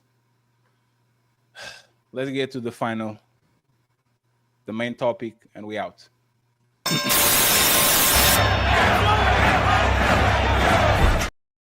Wrong link. Should It's time to do. reparations, should black Americans receive financial compensation? The people that agree put their hand up. So Chan. Yeah. Okay, and Jake, so he's going to No, be... not me. I'm just holding my head. I don't agree. No. So he's going to be It can't hold itself. Yes, it's going to be Chan, Ghosty, and Cheeky versus Jake and Flow State. I will put 15 minutes of this and then we wrap it up, okay? So 15 minutes. Please go ahead, Jake. Tell me. No, actually, let me go to Ghosty because she's been talking a little bit less. Ghosty, why do you think Black Americans deserve reparations? And then we go to Jake and to Flow State.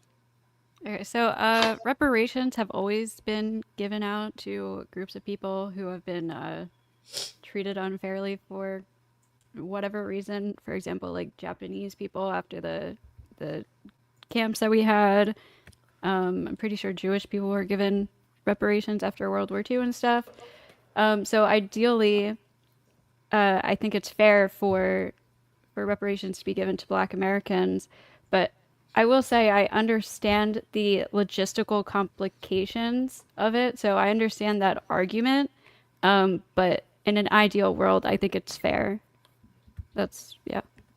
Will that make everything even so we don't need anything else? No more social programs, no more Yeah, how much money do we need to give no more, them before no more it's over? bleeding Well, heart. some people have even argued like giving, I don't know, like helping like primary like black schools and stuff, because you do see like in inner city schools that are mostly black, very underfunded and stuff like that, helping that in some way instead of giving like individual families money.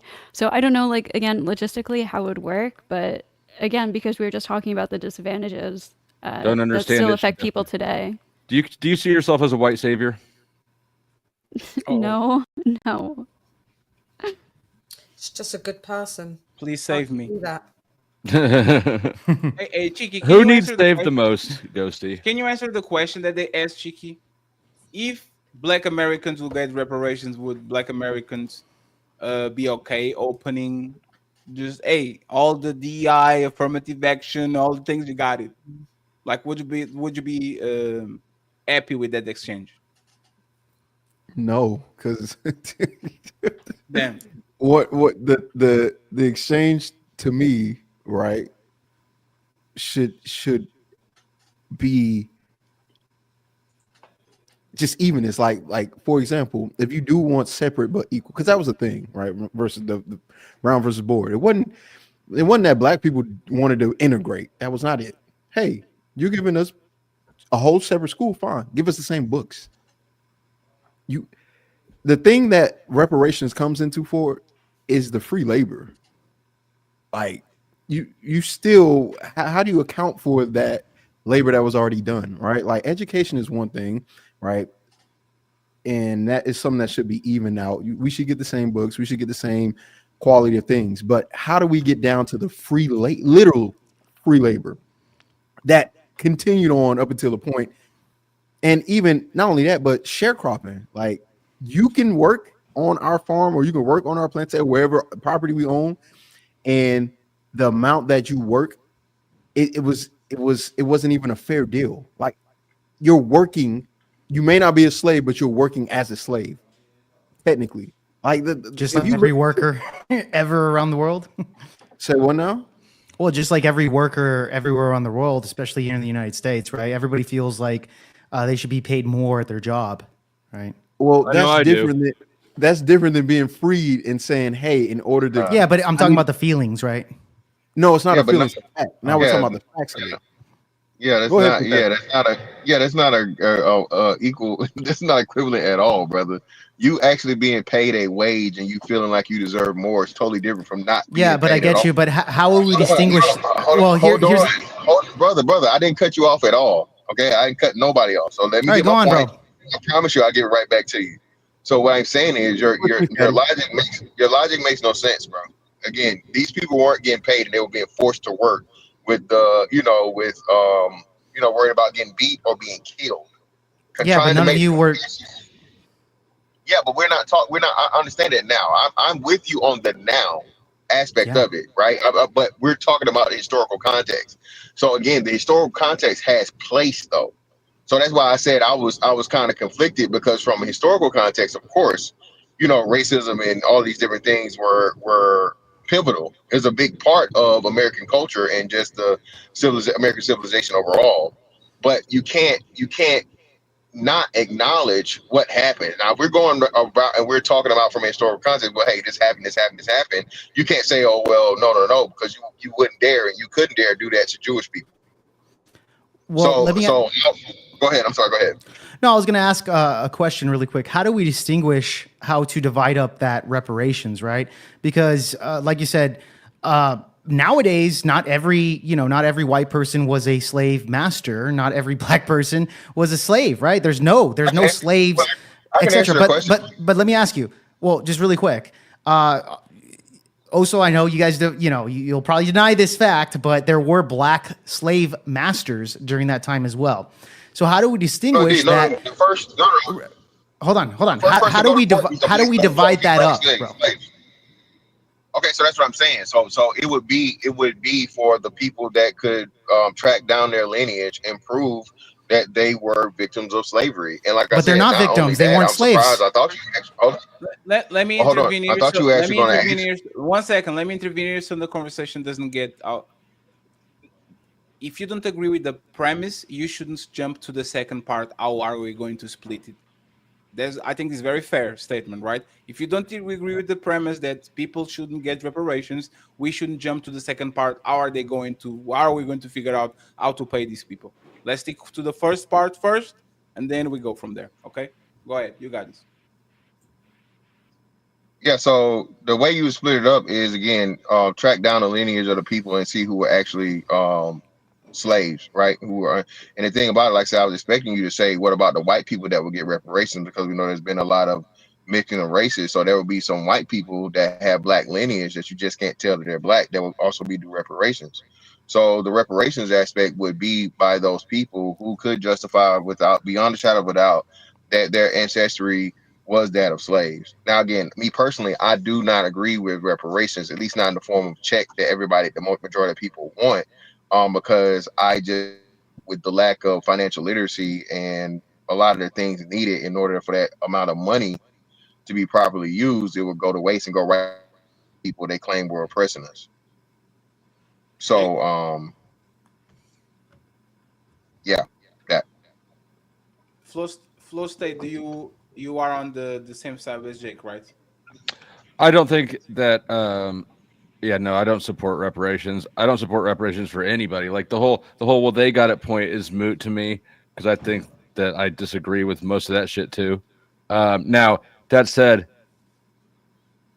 I would like personally, I would recommend everybody who might have a chance at reparations try to get it. Because why wouldn't you, right? That's just pragmatic, and I wouldn't fault you for getting it at all either. But I don't actually believe that it's warranted. Yeah, well, I mean, like, why not though? Like that's the Why? thing.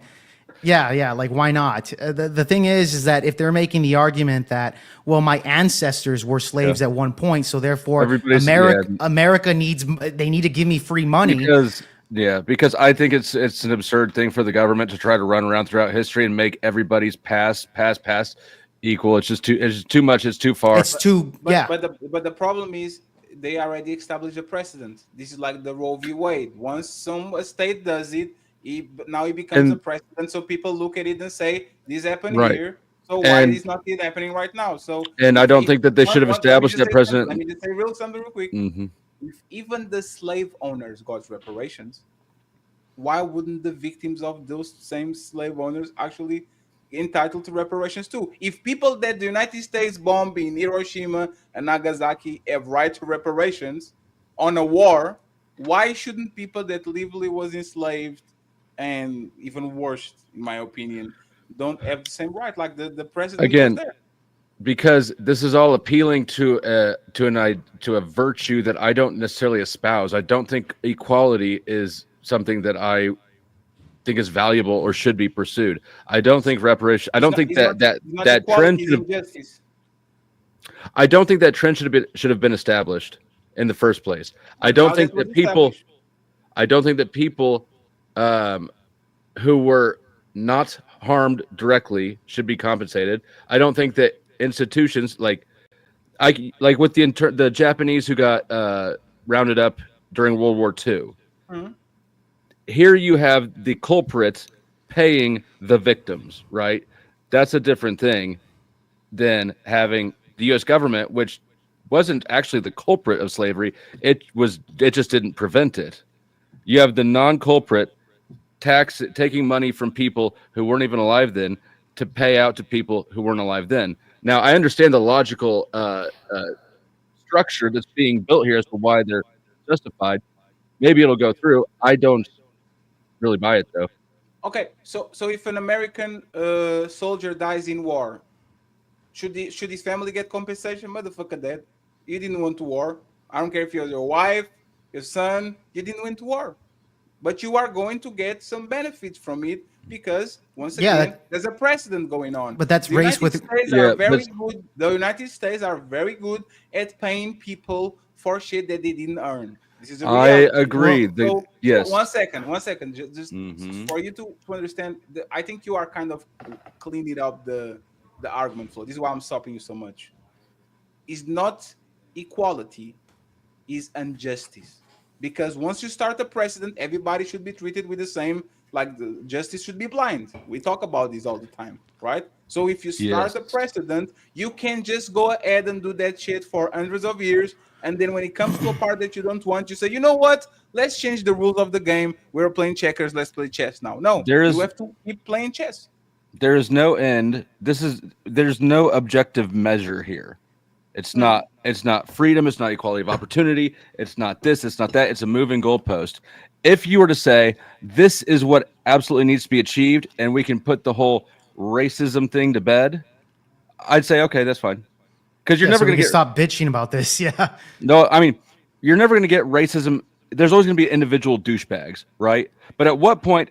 See, this is like a religion. See, this is why Cheeky is why I don't agree with it, because Cheeky will find a reason to be a victim. No offense, Cheeky, but that the things are structured against him, no matter what. It's not anchored in something. So if there was an objective measure, it's like this is what the harm is, and this is what the solution is. Done.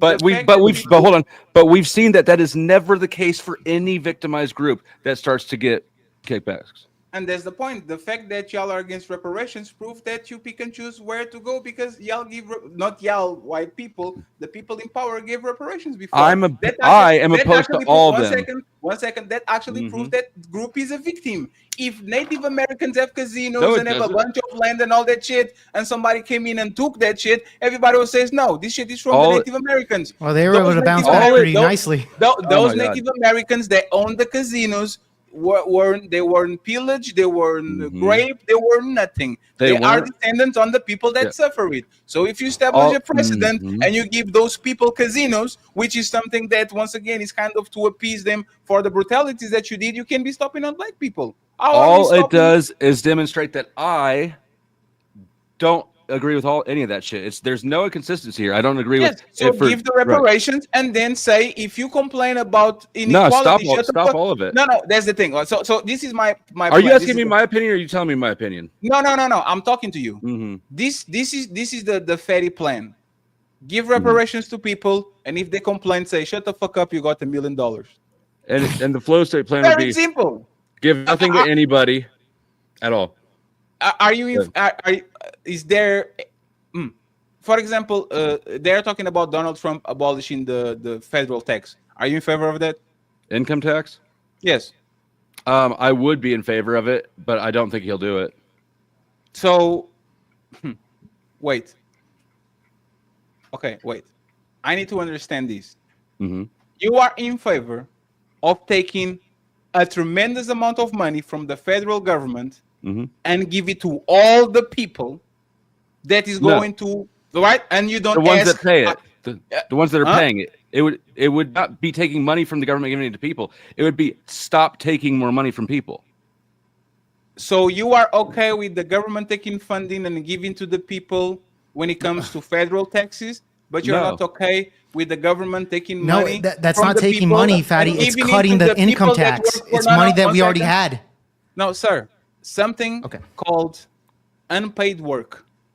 If I, Jake, told you, you are going to come to my show and you are going to earn $500, and for whatever reason, between the time that I paid you and the time that I supposed to pay you and the time that we agreed, something happened to you, it's very valid that your daughter, that your son comes to me and says, hey, Fatty, what's up, man? We were reading Jake messages and we saw that you told him that you're going to give him $500. So please, without respect, this is unpaid work. Send us the money. I think it's very fair. I wouldn't say, get the fuck out of here because you thought that did the work. It was not you. Why are we kind of capping these to it was not us, it was our ancestors? When once again, we reward people left and right that wasn't there, but they still get money. They get care contract about the things that we fucked up before. All that shit should not have been done at all. So the fact that you're pointing at something that I think is a fuck up and saying, "Look, we fucked up before. Let's fuck up again." I'm saying, no. Why don't we just stop? I don't think it was fuck ups. I know you don't. I know you don't. I do. I think fucks up what's paying the slave owners. Is like paying the colonizing countries. Who paid the slave owners? The slave owners got reparations for losing their slaves. And for example, they got their shit burned to the ground. Are you kidding? During the Civil War, the South was There's the decimated. point. There's the point. There's the point. You lose shit, you get compensated, right?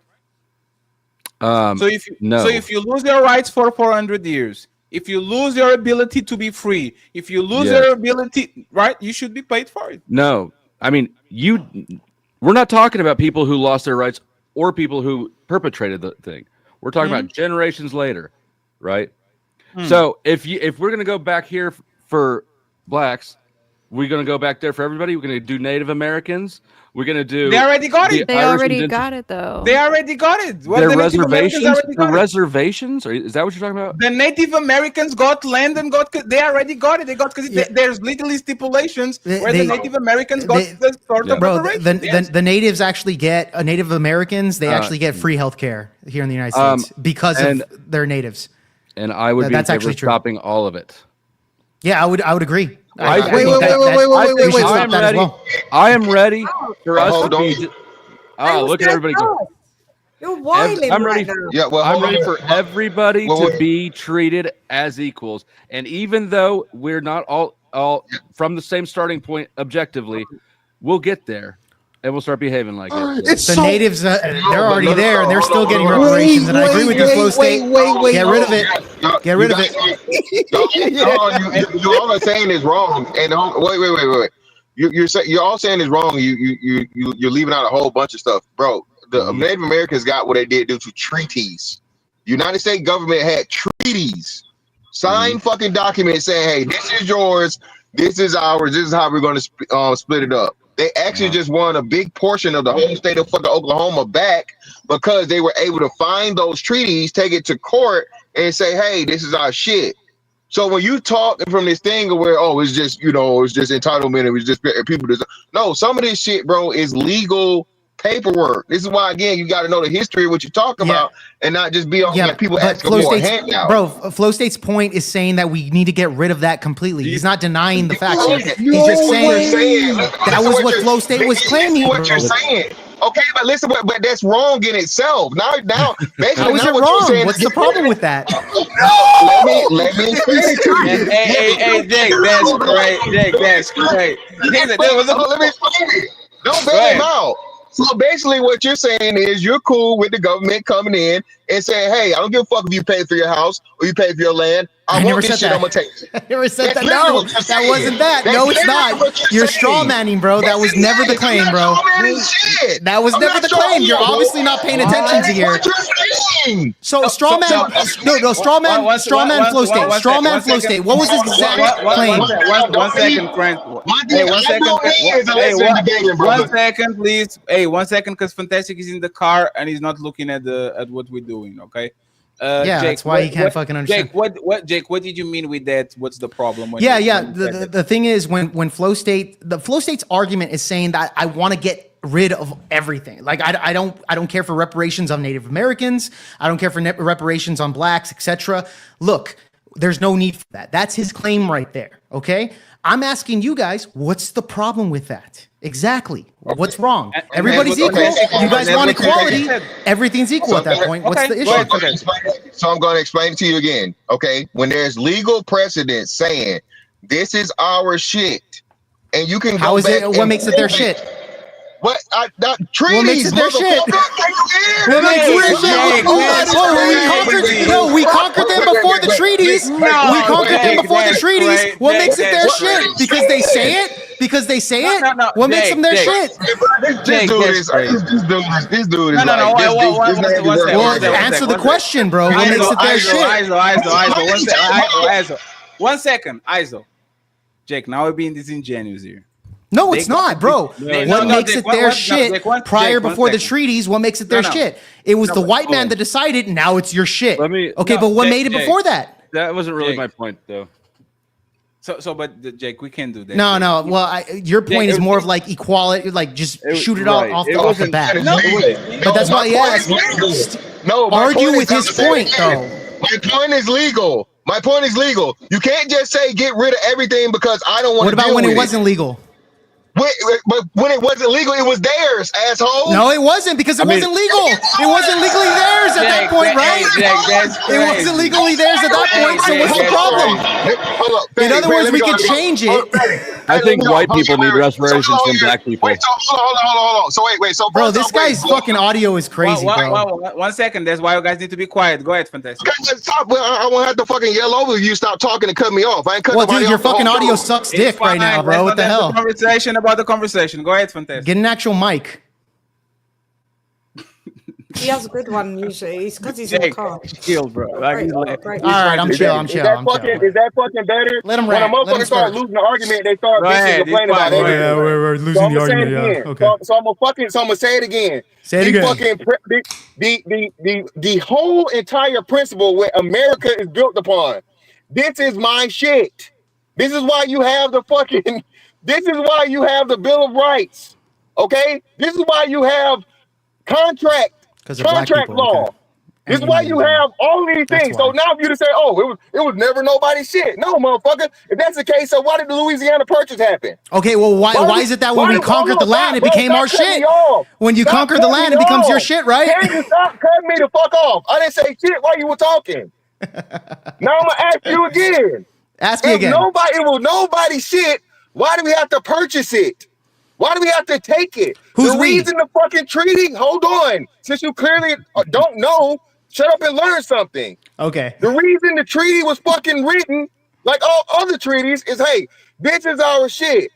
Okay? We're gonna differentiate our shit from your shit, all right? And we're gonna sign a piece of paper where both sides will fucking agree to it. That was created by who? The white man or the Indians? Both of you. Oh, both. No, it was the white man that decided. It was the white man that conquered the land. Jake, 1 second, Jake. A treaty is agreement between both parties. Yes, I know that, but I'm saying this. Between both parties. Who has the force? Who has the force over who? The white man or the Indians? Who has the force? Who has the force doctrine? Who has the force doctrine? Wait. The court that gave like half of the state of motherfucking Oklahoma. Okay, so the white man decided. The white man decided. Okay, here's your fucking shit. The white man. You said. The Supreme it was the white man. The Supreme Court has. I think, sounds like the white man's doing good off of yours. The Supreme Court has a black man on it, Hispanic, your auntie. Oh, so all of a sudden it's not the white man. All of a sudden, a Hispanic woman and a couple of other people of different races. Oh, they did back then. Can you name them? Well, no, it wouldn't matter about back then. See, when you steal, well, dude, that's when it happened. When they gave the treaty. What year did it happen? What year did it happen? You stole it. What year did it happen? What year did that treaty happen? 1 second, one mic. Go ahead, Fantastic. Before we. Yeah, what treaty did that happen? What year? I see you. What year did it happen, bro? He look earlier where there was black people and Indians on the Supreme Court. Tell me, what year was that? What we're going to do now is I'm gonna ask you a question. Right?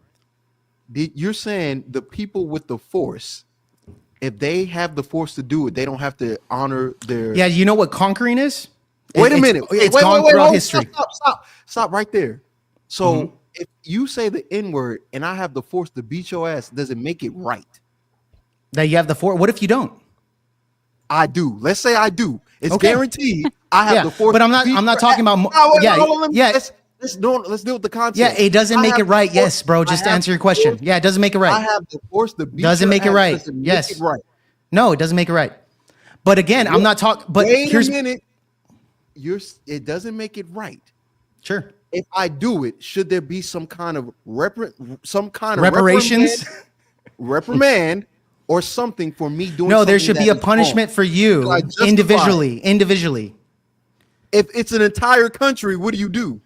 Well, with the entire country, they're the ones that make the laws, right? This comes with force doctrine. So the ones that actually are in charge, they can decide the punishment. They can decide X, Y, Z, bro. So the government should be able to do whatever the fuck they want because they can? No. That's like what you're arguing right now. No, it's not what I'm arguing. Listen, you're arguing by force. No. Well, here's the thing. When it comes to conquering the land, they conquered the land. When they decided, okay, we're going to give the treaty, the match, the deal, right? It was the white man that said, you know what? we're going to decide to actually give the treaty and give the reparations to the natives. That was out of the goodness of their heart. They didn't have to do that, right? That's my point here. But at the end of the day, they have the forced doctrine to where they couldn't do anything about it unless we voted for it, bro. Wait. Okay, great. Now, what? But they couldn't physically do anything. Wait, right there. Now, what do you do when it's your own citizens that are not viewed as equal, but are citizens of your nation by default? What do you do then? That they're not equal? Well, obviously, okay. Like if they say, let me restate it. Yeah, what restate do you do when you have an agreement between the people of your own nation that you have not made well on? What should that country do to those? So it's a hypothetical. Yeah, well, just like any other country that they would protest, they would say against the government. You see this all across the world, etc. In this case, the natives got what they wanted. Okay. And this was this is a forced doctrine. The white man didn't have to give it to them, but they said, okay, let's do it. I'm just saying this. The white man, out of the goodness of his heart, gave them those treaties, all right? They did that. I'm not saying the white man is always good or anything of that nature, but in this scenario, they did it. What's the problem here? And what did they do to black citizens? What agreements or promises did they make full on to their black citizens that they agreed to? I don't know. You tell me. What did they agree? No. And this is why we're having no. Okay, good. Then therefore, there's no obligation to pay fucking reparations. There's no obligations if there's no agreement. Then, right? And why would they? Is the 40 acres and the mule thing? Is 40 like acres and the mule is the perfect. Okay, but are they obliged to actually give those to black people? It's an agreement. But there was no agreement for black people, and black people can't be racist. Prejudice, yes, but not racist. Racism describes a system of disadvantage based on race. Black people can't be racist since we don't stand to benefit from such a system. And this whole march adds drama to this total It is known in the black community that most, not all, but most black people are racist toward white Americans. You say it's known. What do you mean? Where's your basis for that? They have been brainwashed over the last 50 years or so to believe that America is a racist society and that white folks are trying to hold them back. They told us we wouldn't get here. There were those who said that we would get here only over their dead bodies. All the world today knows that we are here, that we are standing before the forces of power in the state of Alabama saying we ain't gonna let nobody turn us around. My father came to this country with nothing. He couldn't even speak the language. But he worked hard and he made a place for himself and his family. Now why can't you people do the same? Hey, my grandfather built this country, man! Let's talk about George Floyd. You said George Floyd's death was a terrible thing. Terrible. Why are African Americans still dying at the hands of law enforcement in this country? And so are white people. So are white people. What a terrible question to ask. So are white people. More white people, by the way. More white people.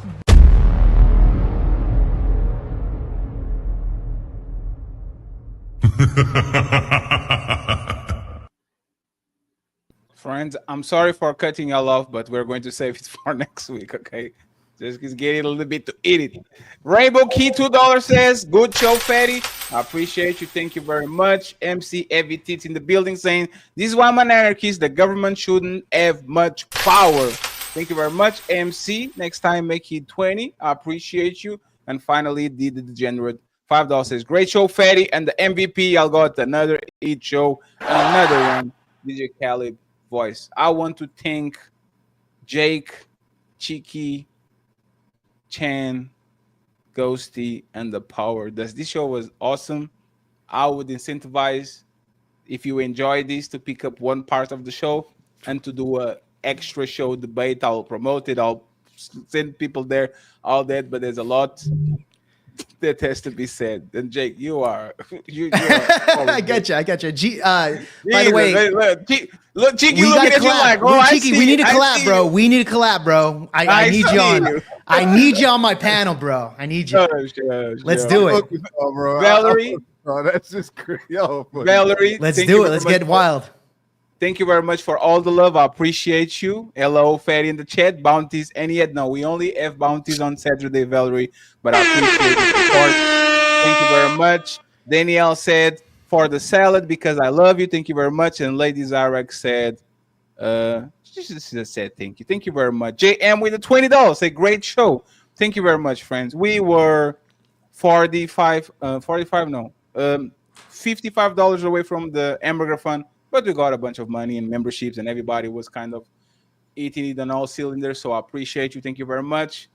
On the Flow State side, Jake's side, and Mr. Fantastic side, I truly appreciate y'all. Thank you very much once again for rocking with me. The Untouchable Empire Strikes Back.